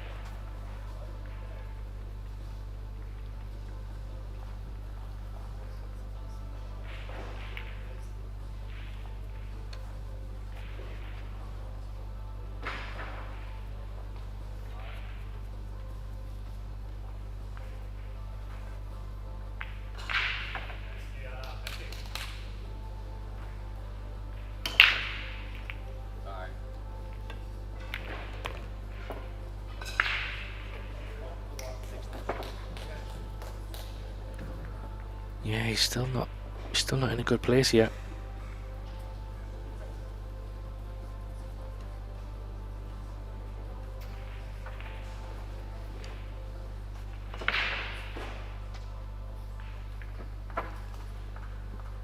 Might have to play a bank.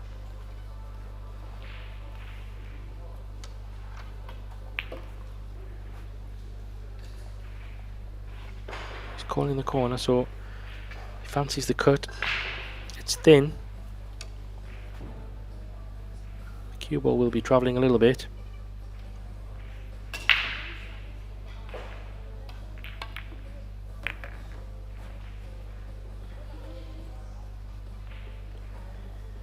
Wow, that was a good cut.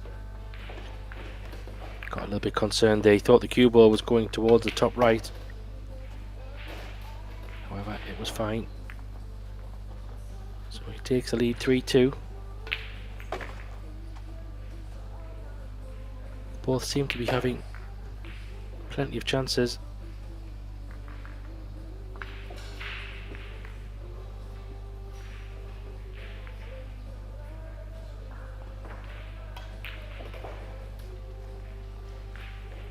I feel like this match could be just one who makes the least amount of mistakes, because they can't seem to just get any rhythm at the moment. Losing position. A little bit of a miss hit there. Lost the cue ball.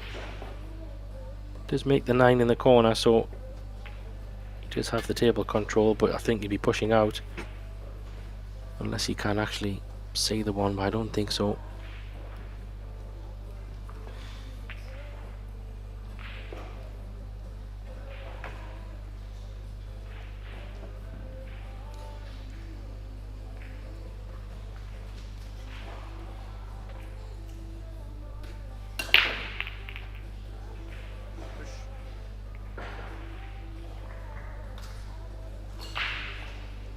So he's just pushing out. Not much he could do there, really. The only risk of this shot is he can play like a bank, kind of a bank safety. Double this one ball straight up, kind of towards the 3. Ideally go past the 3. He's calling it anyway, but cue ball up next to the 7 will be fine if he can just make sure the cue ball travels down past the 3 and the 6 somewhere. The 2 balls they cover as well. Should be alright. He's played it pretty well.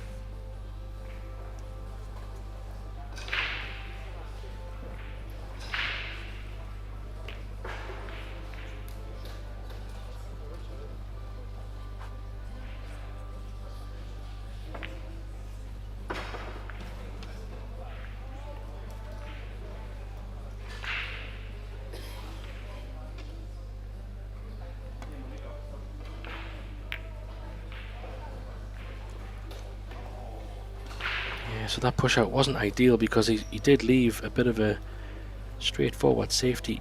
He was a bit unlucky with the double case, but left a nice angle on this one. Just a stun up table.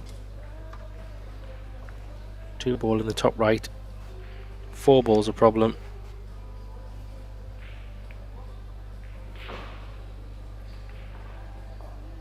Does go on the side. He hasn't played a great shot here either.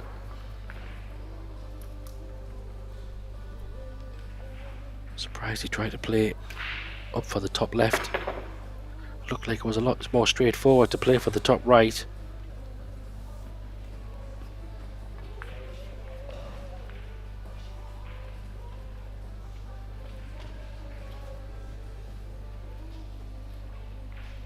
And there you see, he does have quite a good pocket to play in. Bad queuing.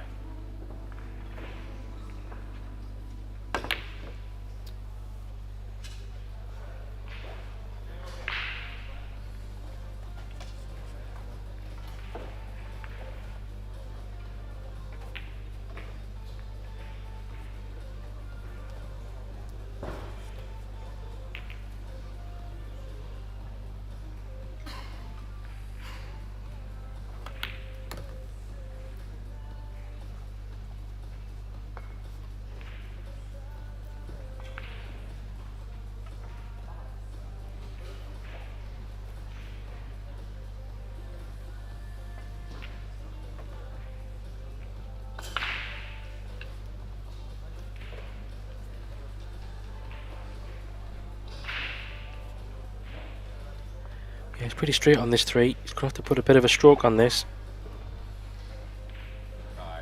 Draw it up table.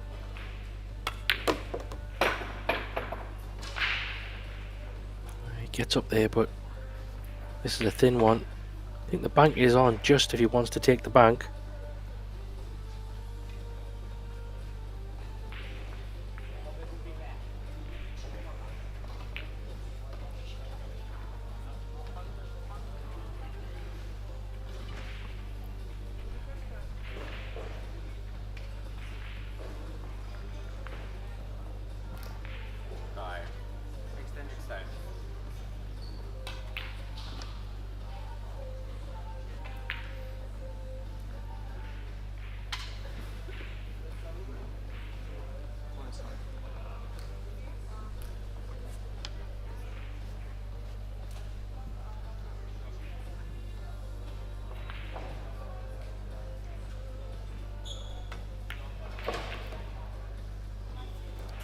Yeah, it was a pretty good pot. That was thin.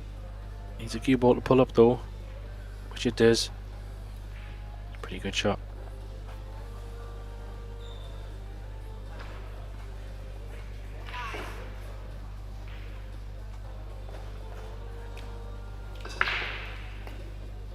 Just drop this in. Just bounce off the rail for the 6 in the bottom right here. Yeah, that'll work.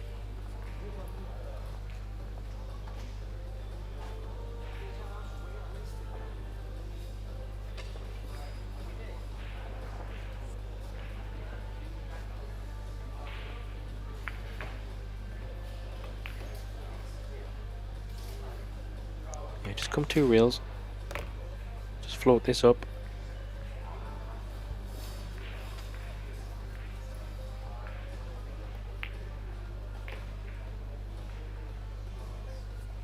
It's going to have to come 2 reels here. It's just a bit thinner. Needs to get the cue ball centre of table, maybe a little bit left of centre would be fine.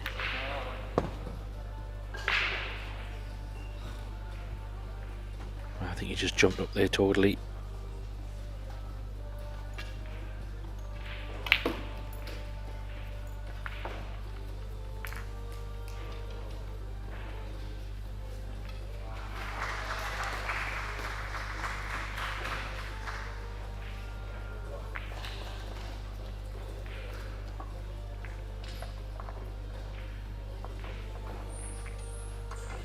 He's got a choice to make. Don't know if he can drop this in dead weight, or does he risk coming down table back up for the 8 in the side.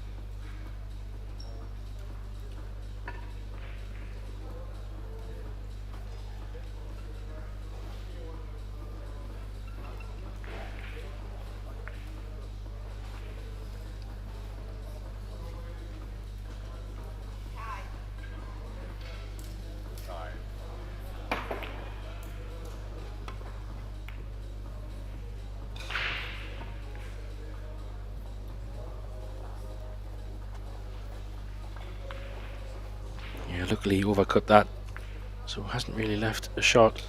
He has left a bank if he wants to take it.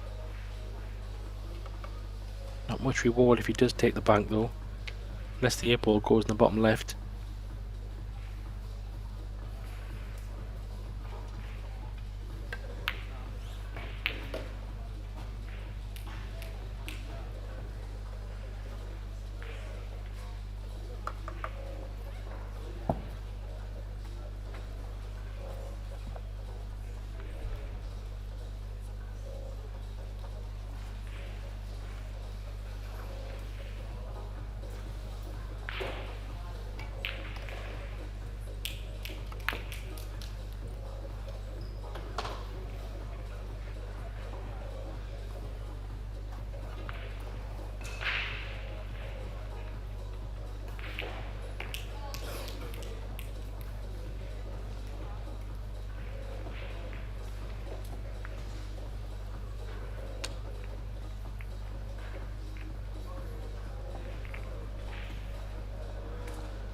Yeah, it's thin. He needs to watch the cue ball here.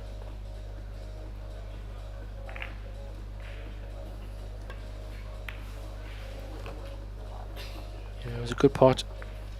He held it pretty okay. It's a tricky one that. Even though he's long on the 8 ball, it was still good. Good shot.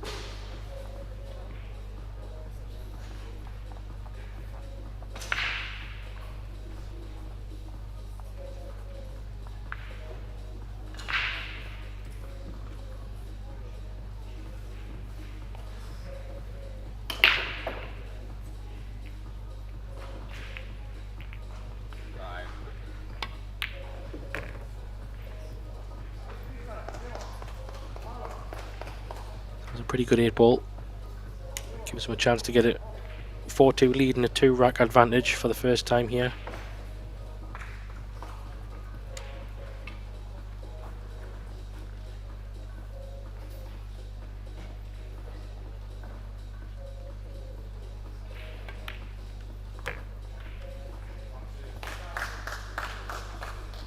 makes a 10.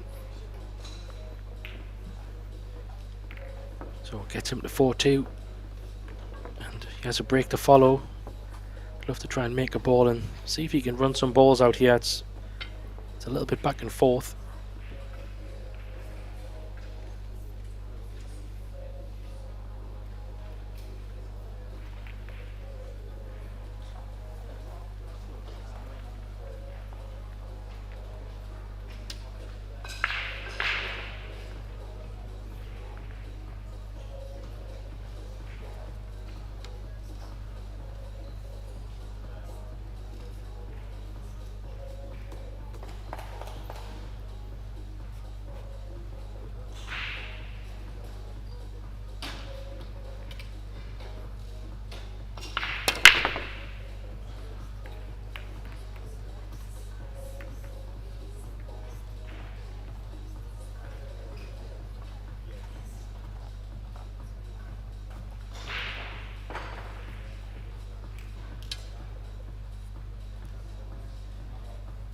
Another dry break, but again, no real shot, so this time he can play a safety shot.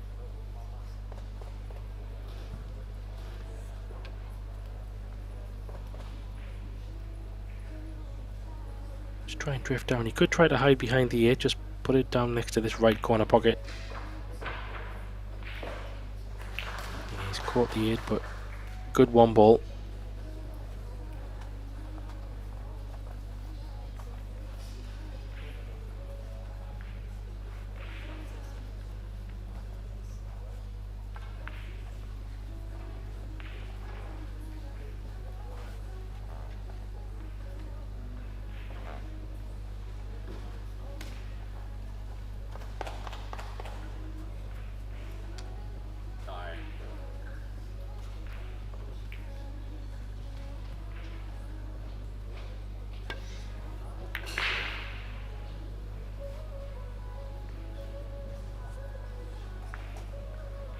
Wasn't a bad hit. Tried to keep the cue ball up table, but wasn't able to, so first chance falls to Yokim.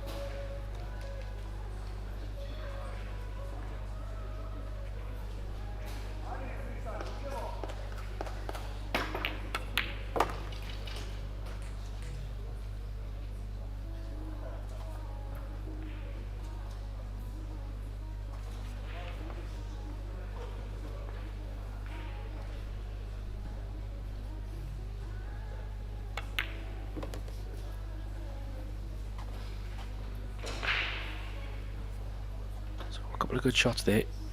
It's pretty okay on this 3. Just draw down the left side of the table for the 4 on the side, but he does need to have a good angle to get down for this 5 next to the 8. It's a little bit of a awkward position because that 8 ball just blocking the right corner. He's overhit this, but it might work out okay. Depending on his angle, he's going to have to play a 5 and 8 combo, I think, yeah. I don't think he can go forward, so he's going to try and draw this down the left side of the 7 ball. Well, he's going forward, so maybe he can. Looks for all the world he's going to go into the 6, but maybe not. He's got a better view. He's changing it now. Looks like a 5-8 combo coming. He's trying to go the other side. Wow.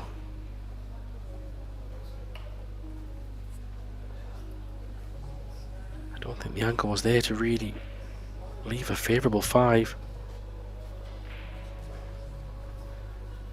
It's definitely potable, and the natural angle is the cue ball is going up table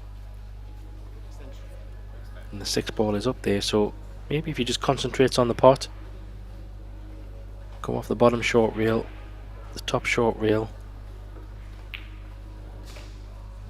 Needs to stay down on the shot. He's jumped up a couple of times when he's been playing these ones. Yeah, he jumped up again, but he makes this one. Played it very well. Nicely judged.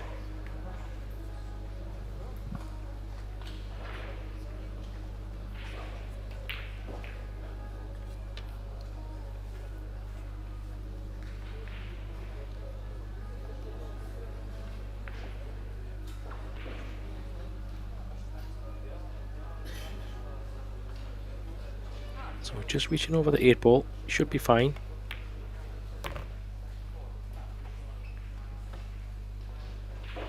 Yeah, that's good. That's okay.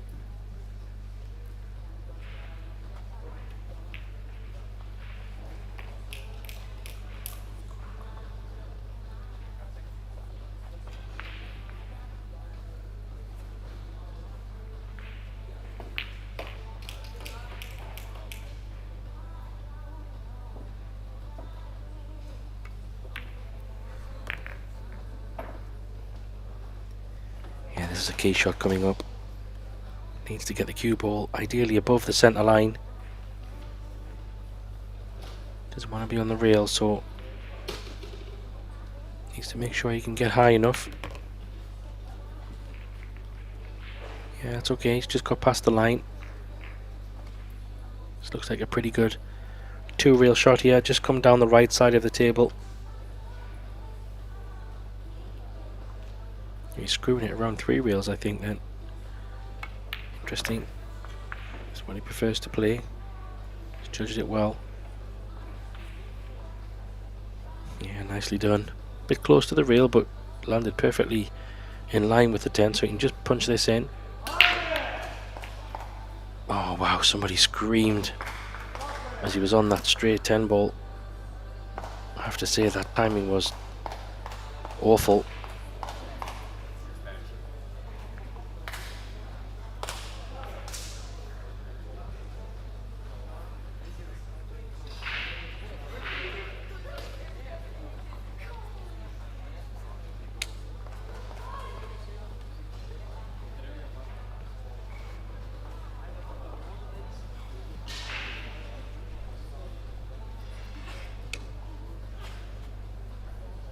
This is a tricky one. Cue ball's on the rail, so a little bit loose. Just got to go all in here. I think the scratch is okay. You can just avoid the middle pocket.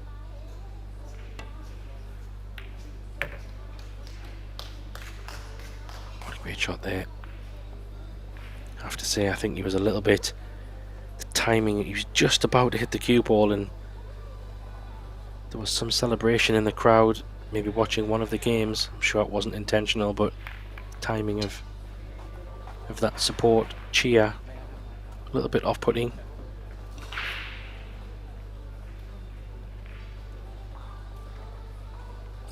So Axeli's time to take a little bit of a time out. He's entitled to 5 minutes. He doesn't have to use it all, but he's just taking a short break. I'll take a short break at the same time, and I'll rejoin this match when he returns. Don't go anywhere.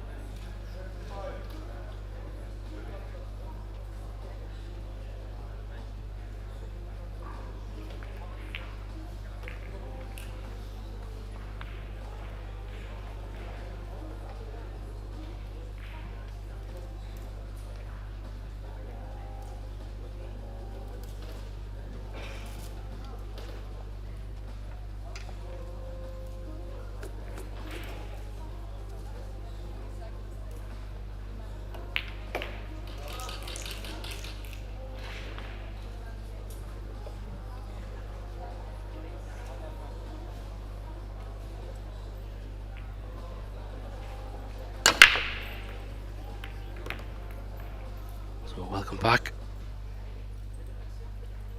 Players are back.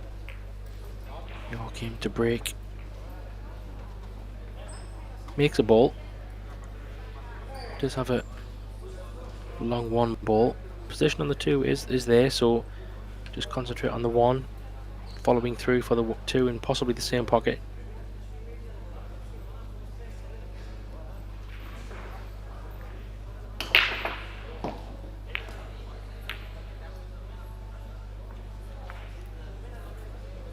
Yeah, tough shot. Just unable to get going, really. Struggling. Could be in trouble here.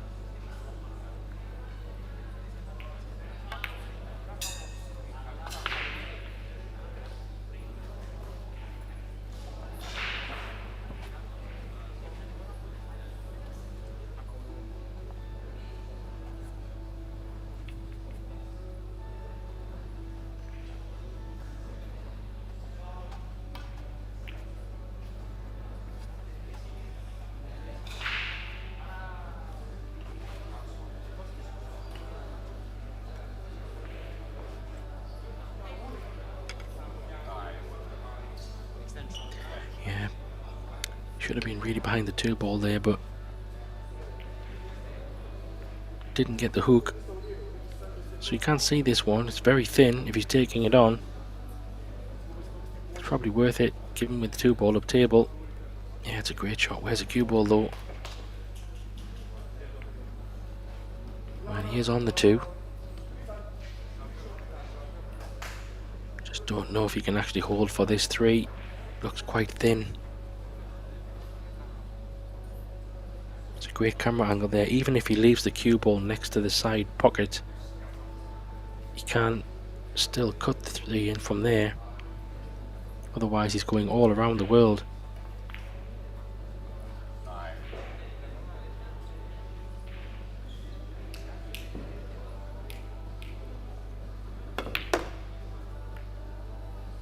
He's just caught the 10. But luckily it was just a thin contact. Oh, and the 6.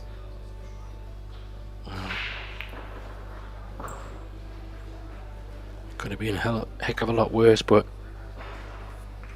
it's actually landed not too bad. And he's got an angle to go down. Possibly even to target the 10 ball. That's what I'd probably be looking to do. Aim for the 10. Head down that way. How's the pace? Looks very tight in the side from there, so he must be playing it possibly in the top left corner here.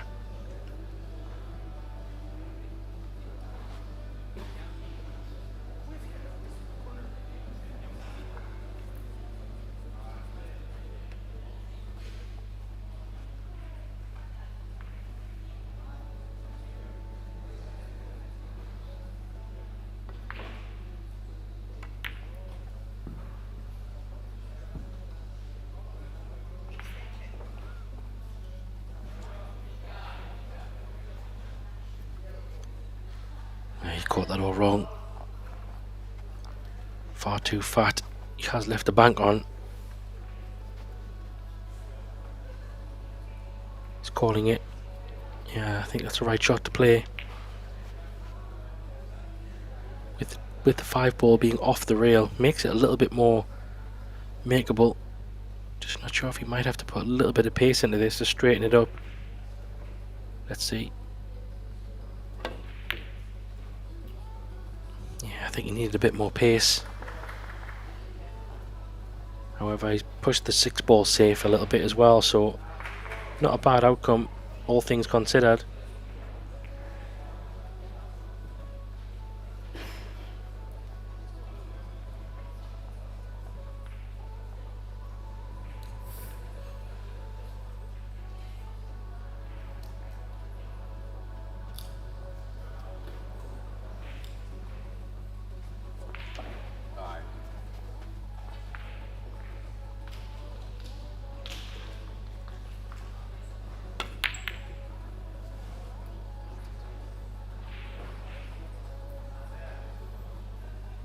Where's the 5 ball? He's left it. He's left it on, but it's not in a very nice place, to be honest. He could actually play maybe even a thin 5 with left hand spin and try to go into the 6 ball. That wouldn't be a bad shot. Kind of in your mind, try to scratch the cue ball in the top right corner. Not sure if he can hold. You would have a combo otherwise. Yeah, not sure if he tried that. I don't think the bank is on this time though. But he has got control of the table. He's going for the bank. Big shot this. If he can get the 6 ball in and try to run out, he'd get him on the hill.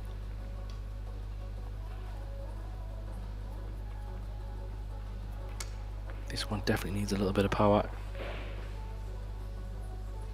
Just because of how high the cue ball is. Yeah, he mishit that completely. Where's it going to go?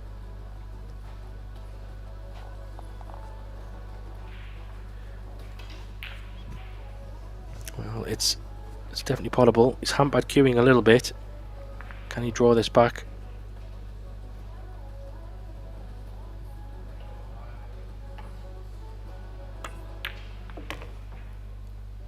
Just makes it. Nice angle on this 7 now. You can choose to go 2 rails. Probably don't think you can draw it straight over, so you might have to go off the top rail and then over to the long rail.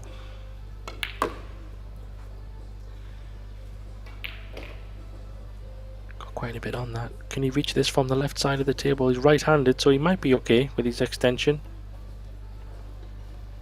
Looks like a tall young man, so he might be okay to reach it.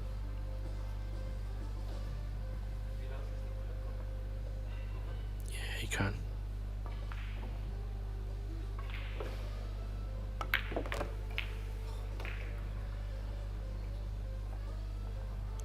He wanted to run that through quite some distance more.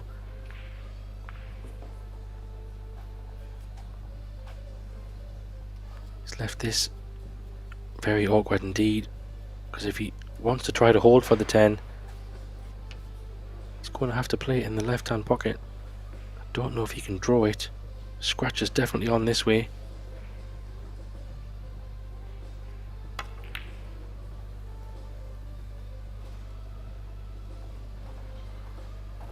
Yeah, that was a really, really tough shot. I think he's left a gap as well. The question is, does Exceli drop it in and play the 10 in the bottom right, or does he try to come back across? I think he just drops it in really, take what the table gives him. Yeah.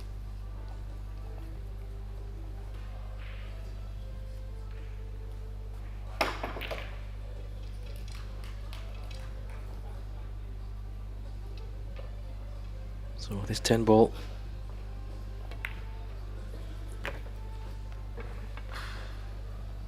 Tap on the table, gets him on the hill. 6-2. He's got a 4 rack advantage. I think Exceli will be happy with that. Chances there for Lancaster as well, just slumped in his chair. He's feeling the pain a little bit. It has been a match of many, many mistakes by them both. It's just really who's made the biggest ones at the biggest moments. So a big break here for the young man if he can. He'd love to finish with a bit of a strong finish. Maybe a good break.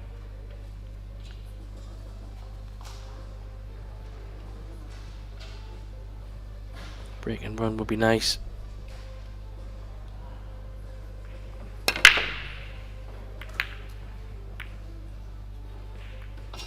Not meant to be. It's been a day of a match of all dry breaks pretty much. He does have a shot on the 1 in the side. It's a tough opener. Maybe a 4-9 combo could be there as well. The 3's a problem. Next, the 7's a problem next to the 5. The 3's on the rail. Yeah, this is a really awkward layout.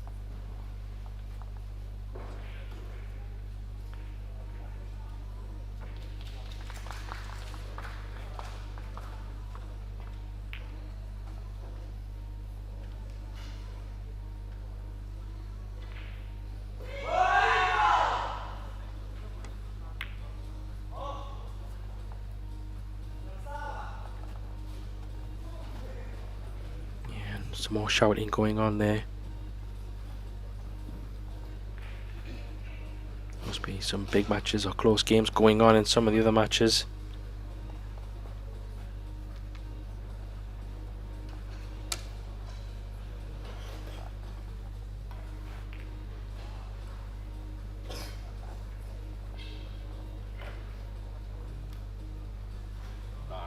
So jump shot coming here.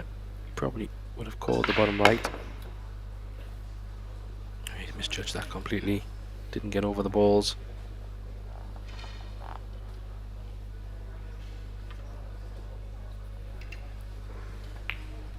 So ball in hand. Ball in hand on a difficult table. 5 ball is the biggest problem, I think, really. Especially where the 6 ball is.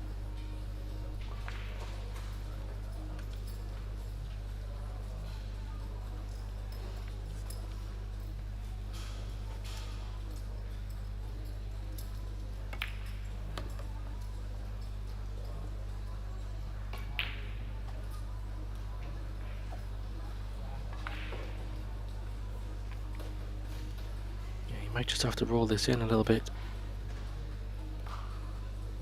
He could play stop shot. Play thinner 3. Yeah, pretty good. Gives him a pretty okay angle to come across. Actually, just looking from the other angle there, the 5 ball is ever so slightly to the right of the 7, so if he can land as straight as he can, or as much... he's overhit this though. He's going to have to... I'm not sure if he can get close to the 5 now. Would have been nice if he was a little bit straighter, just so he could get close at the 5. If he does run this forward off a couple of rails, he could end up hooking himself. That's why he's taking the medicine, taking the long one. This is a tester, especially at 6-2 down.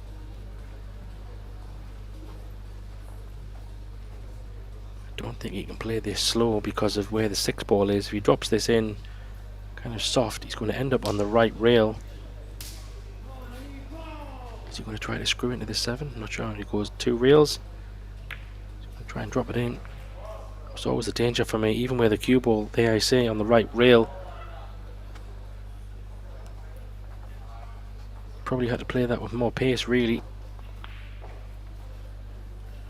What a chance for Exceli here to win the match. I feel like it's been all mostly, yeah, Lancaster at the table, and then Exceli just picking up some of the pieces, so I can understand his frustration. Just needs to come above the middle pocket here. Doesn't want to scratch, so just make sure you come above the center pocket. Don't be afraid to hit it. That's what he's done. He's underhit it. Needed to go a bit further there. With the 8 ball where it is, even straight on the 7 would have been okay. I think in his mind he's just thinking stay away from that centre pocket, but he had plenty table to play with. This one's definitely missable. But just needs one good shot. The question is, does he try to hold it on the right side of the table or go a couple of rails, come above the 9 and then back across the table to play the 8 in the top right? Is he going to take his medicine and just drop this in, come below the 9? He's missed it.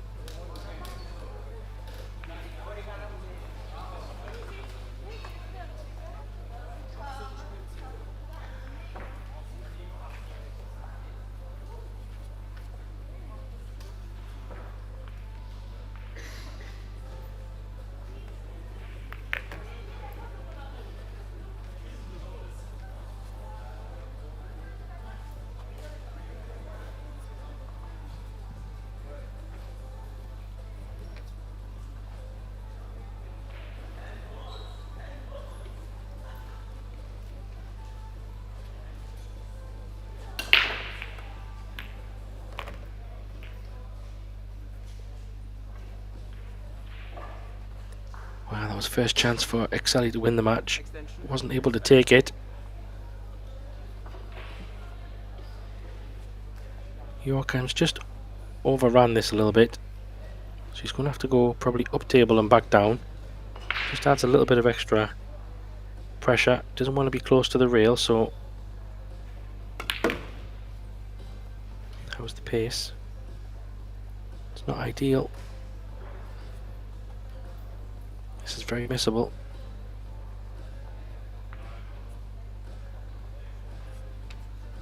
If anything, he wants to play it on the thin side.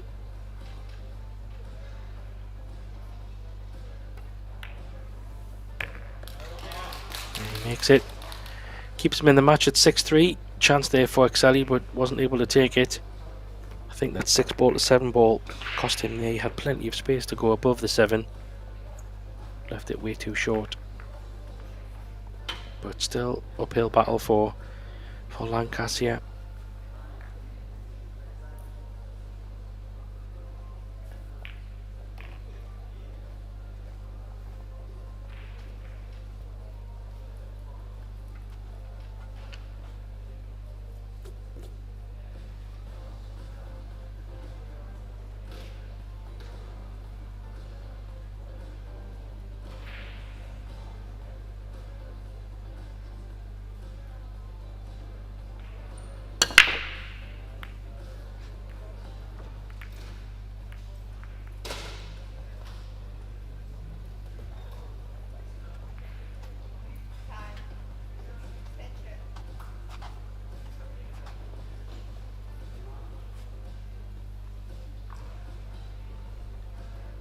So he makes a ball off the break, but not really a straightforward one. He could take it on. 2 ball is in the middle of the table. He does go in the side. He does have a good safety behind the 3 if he wants to take it, but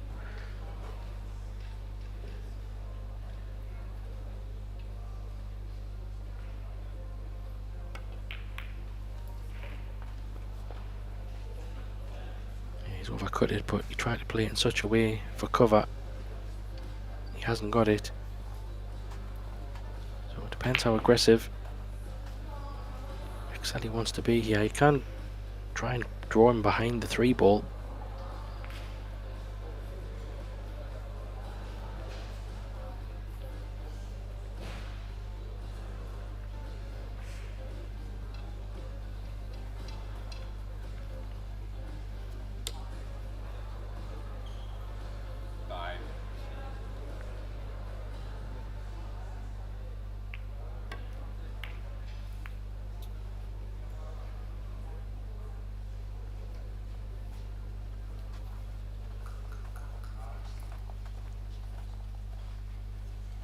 Well, he has kind of hooked him, but it's not that difficult to hit.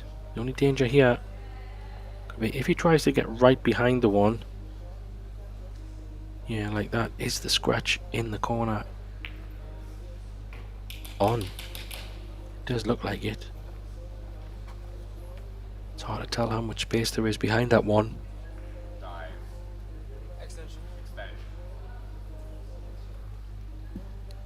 Yeah, there you see it. Definitely looks like a scratch is on for me. If he caught it right behind it, the scratch was definitely on, but I think that's why he played it kind of half ball. A chance here. This 1 ball goes down the bottom. I think he can just top this through for the 2 ball in the side.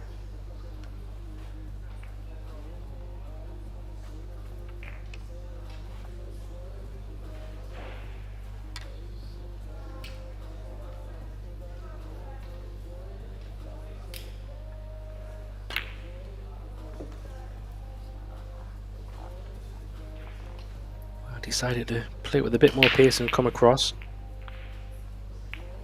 He's left with a tricky 2 ball here because he will need to keep the cue ball on the left side of the table as much as he can for the 3.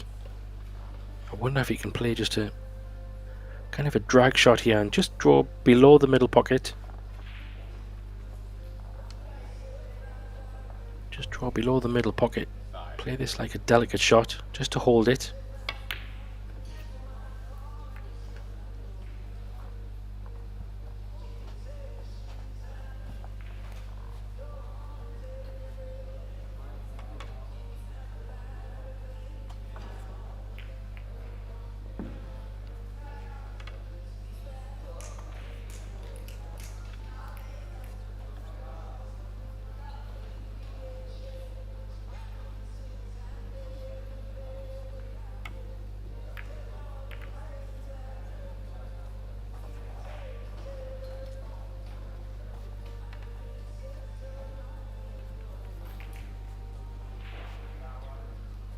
maybe a little bit fortunate there. I'm not sure that's exactly how he played it, but it's a hook nonetheless. Not sure if he can just bend this off the rail and come back and flick the 2-ball. Looks very tight.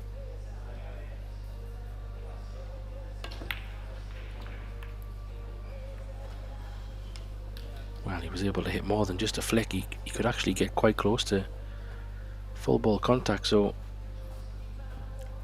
fortunately he hasn't left the pot on, but he could be behind the 4-ball maybe here. Just play this 2-ball straight up.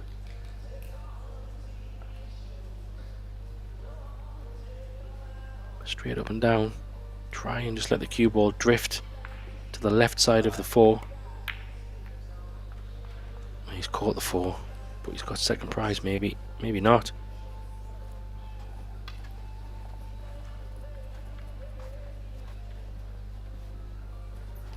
Well, he has left this 2-ball on, but judging by how this match has been going,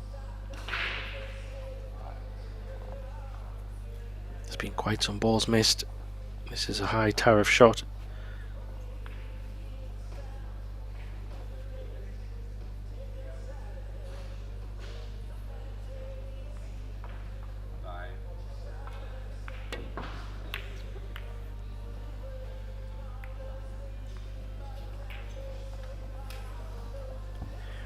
I think this match is going to come down to someone giving a bit of a gift to the other player, because they're really struggling just to get in and run the balls out. So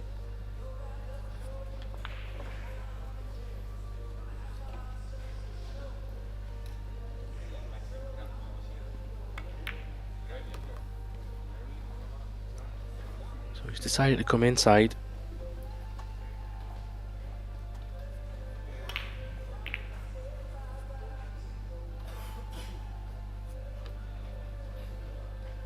Might have to try and kill this 3-ball with just dropping it in.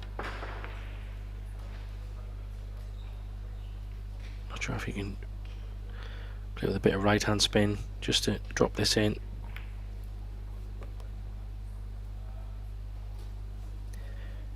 Yeah, that's okay.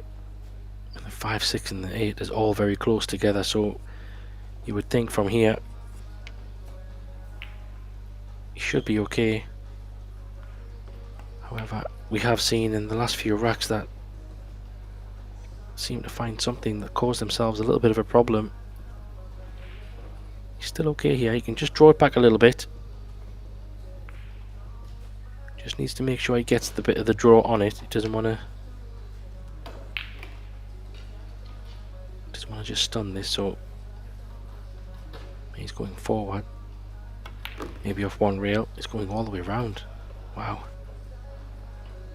It's risky, very risky indeed. I'm surprised he played that.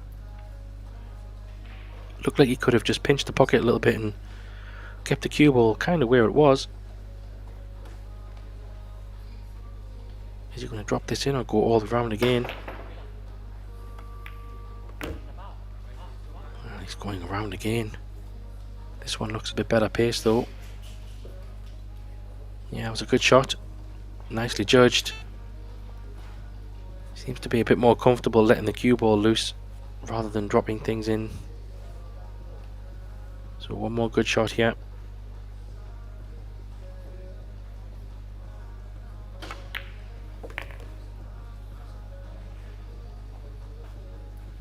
He's a bit short here, but as we've seen the last few shots, he likes to run the cue ball a few rails, so this will be probably a 3-rail run around. How's the pace? It's pretty good. It's ball in hand. Absolutely poker straight.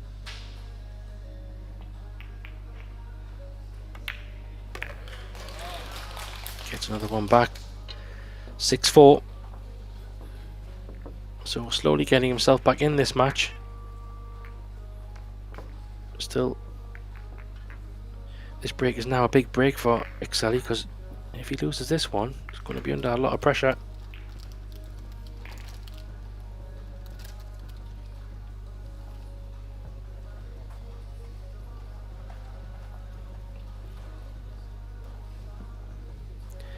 As you see there on the other table, it's actually 6-6 on that other table, Hill. So whatever happens on that table, you will probably hear a roar from our table.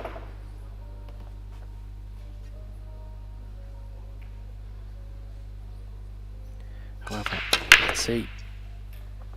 Ooh, nearly scratched there. Any balls down? No balls down, but fortunately not leaving the one ball, and look where it is over the corner. This makes for an awful push out as well.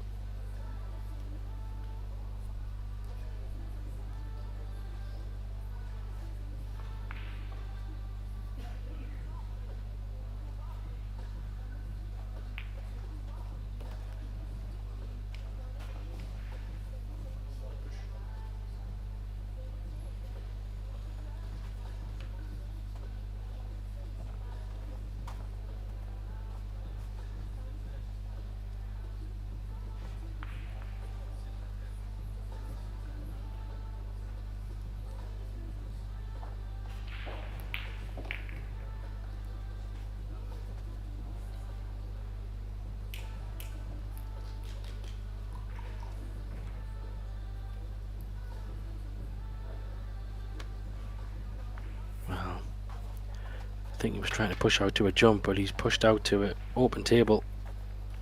He's left this one ball, two's over the side. So one good shot here, and this could be another chance for Okseli to try and win this match.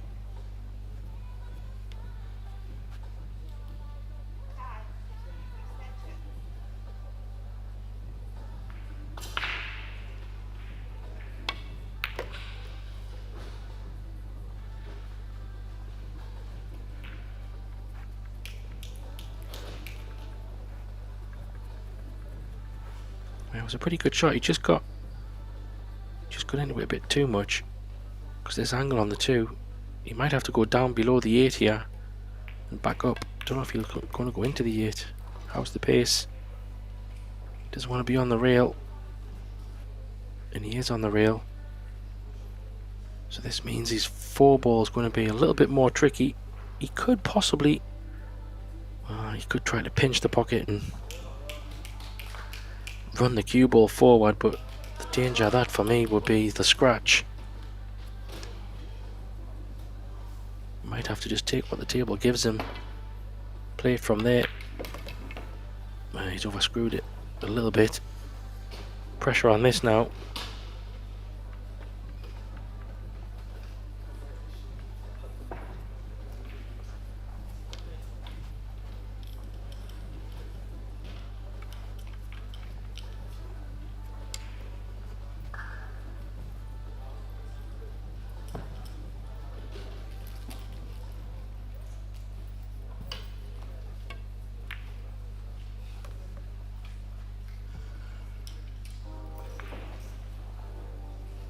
Well, that was a good 4 ball under the pressure, has to be said.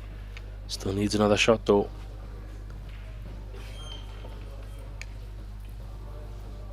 Judging by the last shot, you might even just drop this 5 in as well.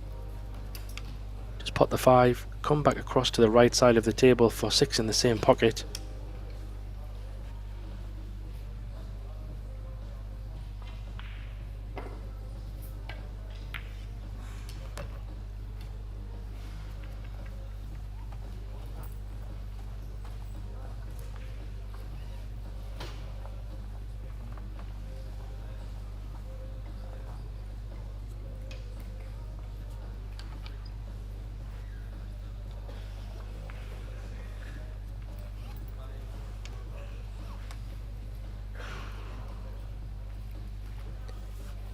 Wow, that's incredible cueing.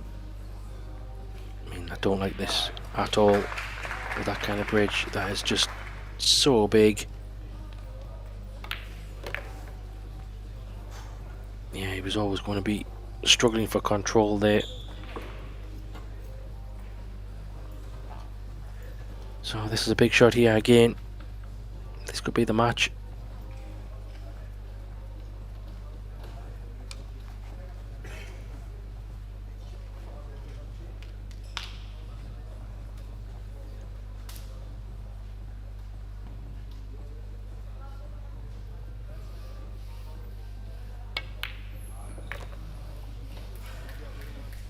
makes it, but the cue ball's going back up table. It needs another one. Well,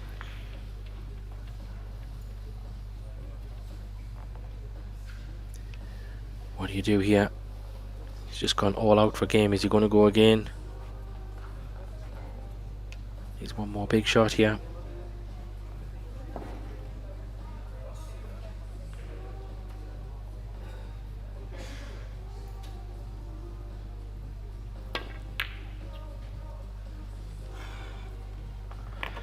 Well, that's the worst outcome possible. Puts the 8 in the wrong pocket. Leaves basically ball in hand. Yeah, this match has 6-6 written all over it for me.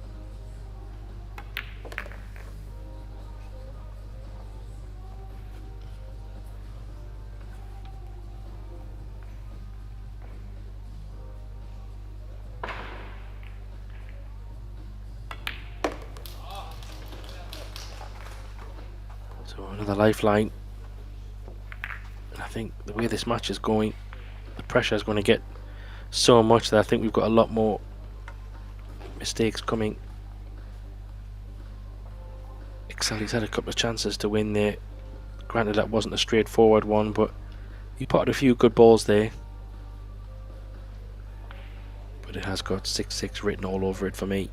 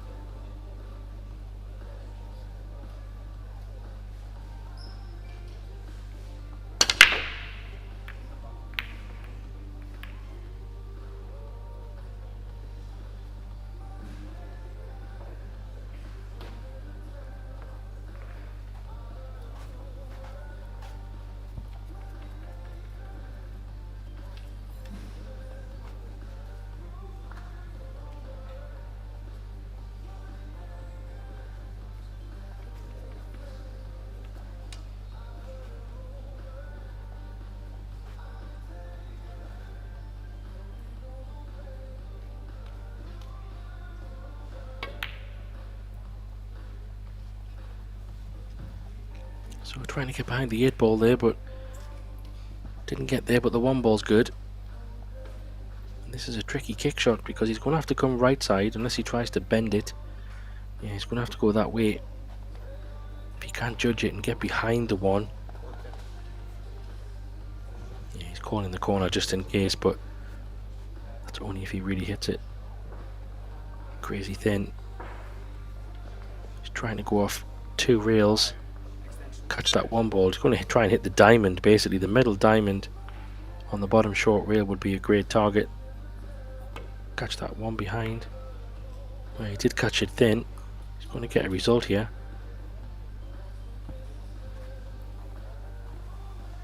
It's not a bad outcome. Yes, he might have left the 1 ball potable, but not really straightforward at all.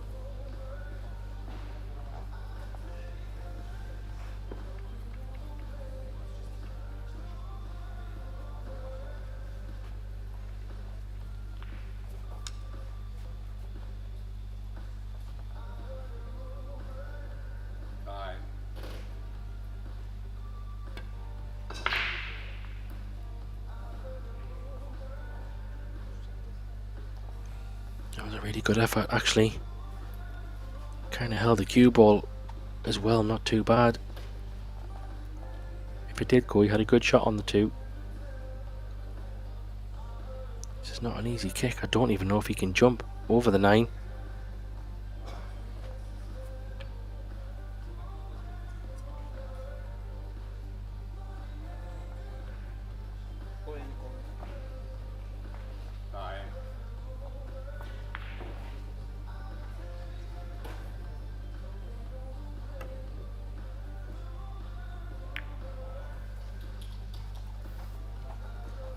That's an excellent shot. Very well done. Judged it as well as he really could from there. Even though Exceli can probably get through to hit the 1. The outcome from that last shot could have been much worse.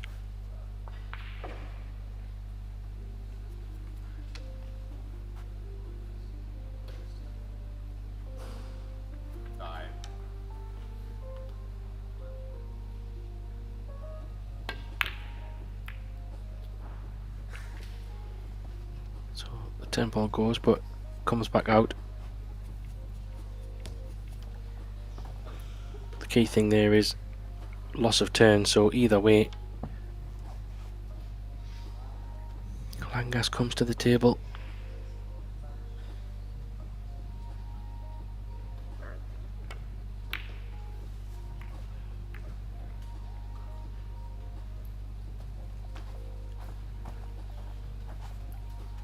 Well, a bit of a miss there, but very fortunate.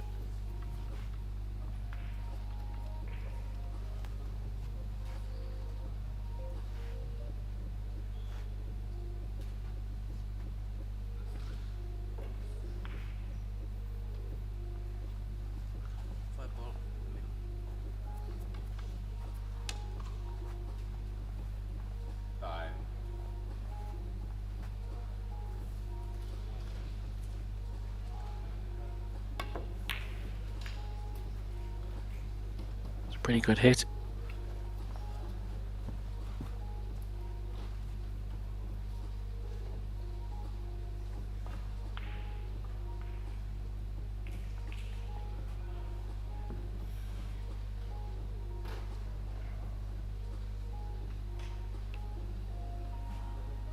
Yeah, he doesn't really have a pot on this one, but you can just drop this down, try and get some cover behind that little cluster. He's played that well.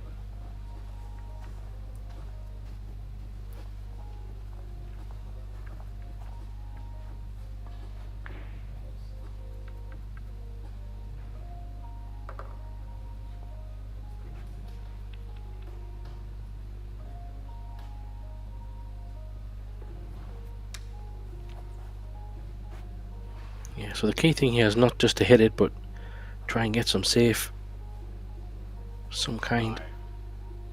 Love to catch it on the top side, which he's done. Get the cue ball up table. Oh, he's going to get a roll here.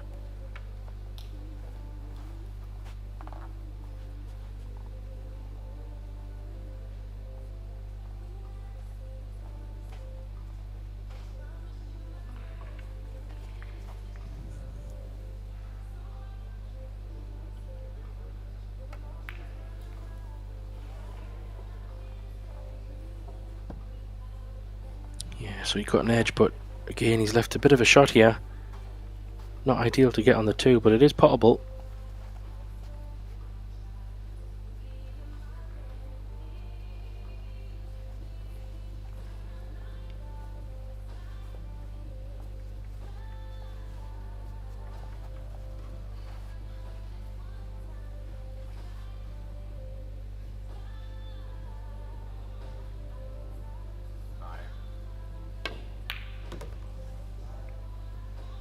That was a good pot. Where's the cue ball going though? Oh, he's had a right result there. He was looking to be hooked all day. He does have a bank on this too, whether he wants to take it. Does have a good safety as well. How's the cue ball? It's not going to get there.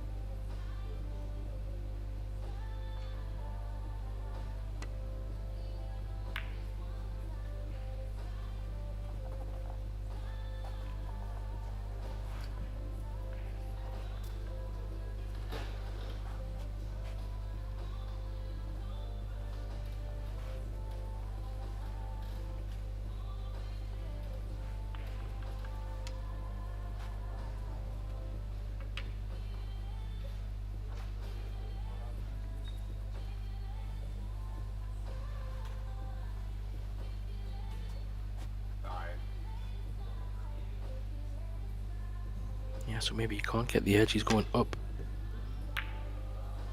Wow, what a great hit that is. Great hit. Has he got the hook? He's definitely left a gap. But I tell you, he'd be happy with that.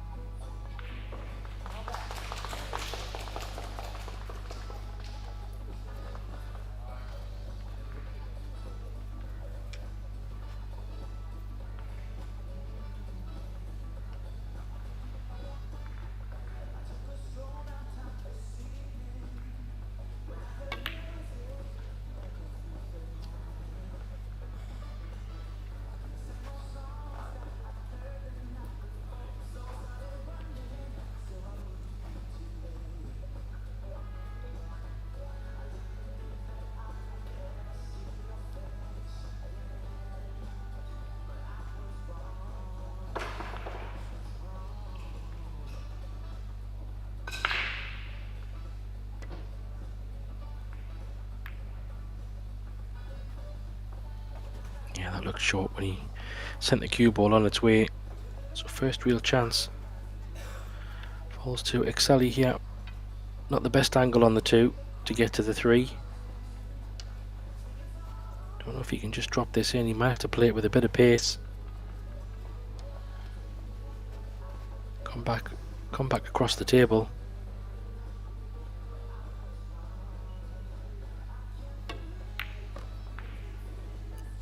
He's not going to get there. As soon as he hit that, you just could tell. Needed a lot more pace.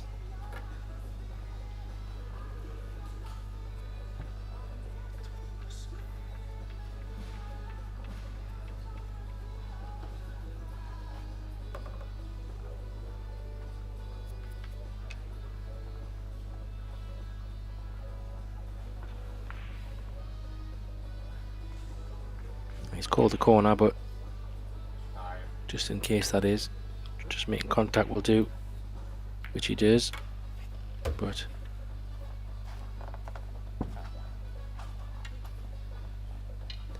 he's left this on with a much better angle to come down for the 4 ball here.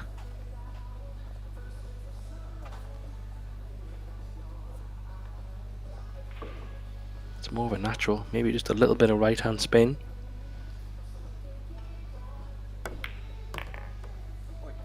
He's overhit this though by some way.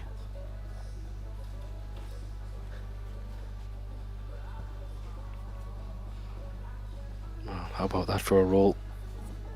Absolutely ball in hand on a 4 in the side. Just pull this back a few inches for the 5 in the side.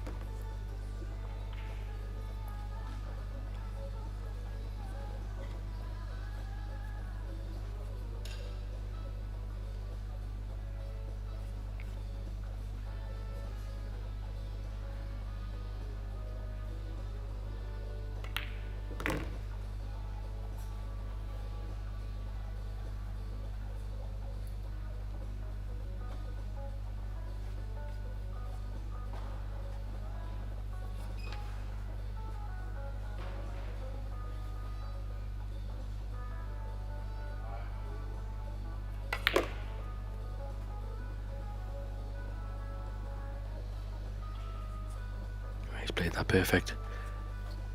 Again, just when it matters, he seems to pull out a inch perfect positional shot, just a stop shot pretty much, pull back a slightly bit maybe.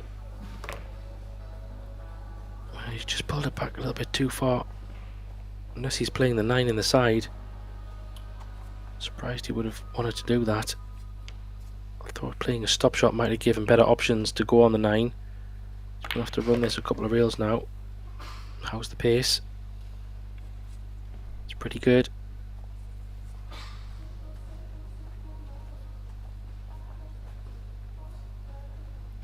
Yeah, just bounce this off next to the diamond.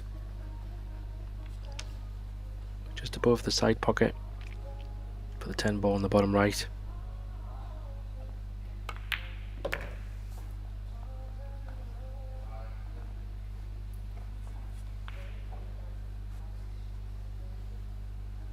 Here we go, this 10 ball for 6-6. Had 6-6 written all over it.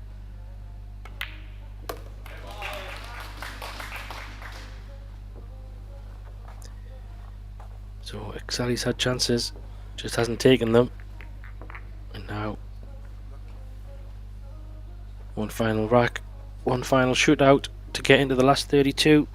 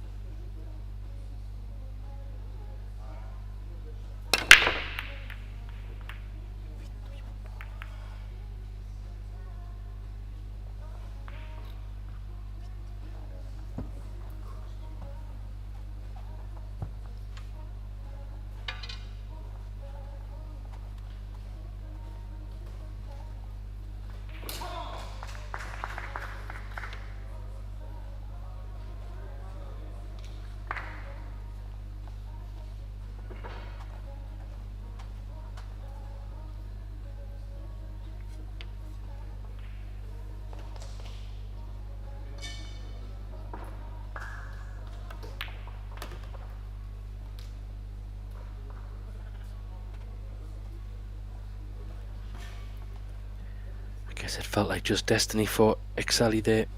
Dry break, but this time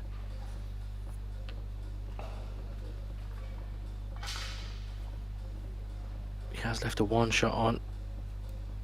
All the balls are wide open. This is probably the best break we've seen full match, to be honest.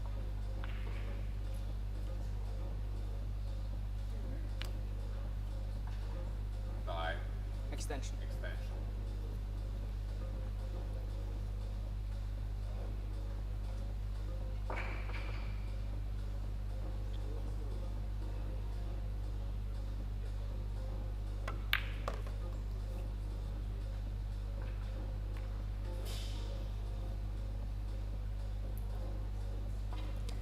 I don't think we could have had drama without, any drama without in the last rack.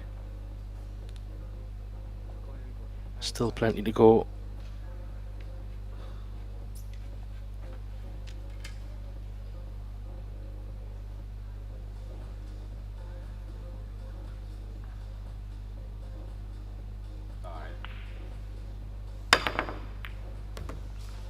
Oh wow, is there another chance, another twist for Exali here?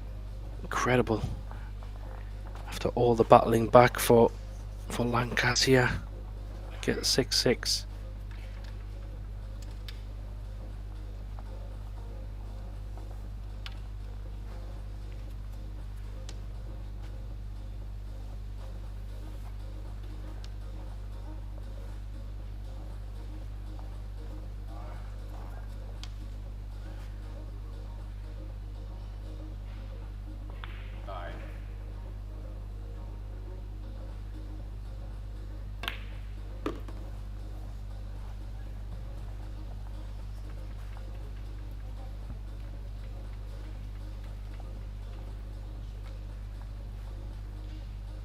I feel nervous for him.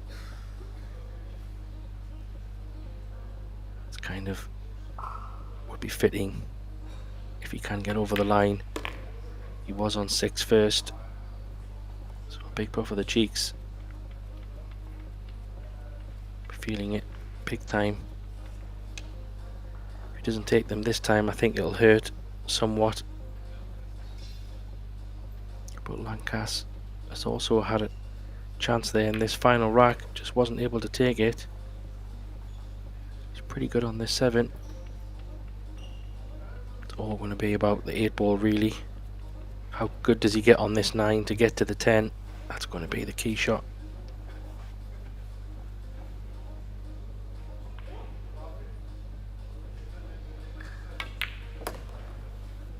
Oh, why has he screwed it all the way up table? Surprised he done that. Just stun it off the rail and leave a nice angle on the 8. So flirting with danger. His pressure he must be feeling must be immense. Such a big moment for all these players. I'd love to have a great angle on this 9 here. Oh, and it looks pretty good. Oh, it's perfect. Even just a little bit off straight as well, so doesn't need to go crazy here. Just punch it up a little bit. Take a bit of a longer 10. He's calling his extension. Going back to wipe his hands, face. Well, that shows a little bit of maturity there. He knows the importance of this shot. I like that. Taking his extension. Coming back. Regroup himself. Take this 10 for the win.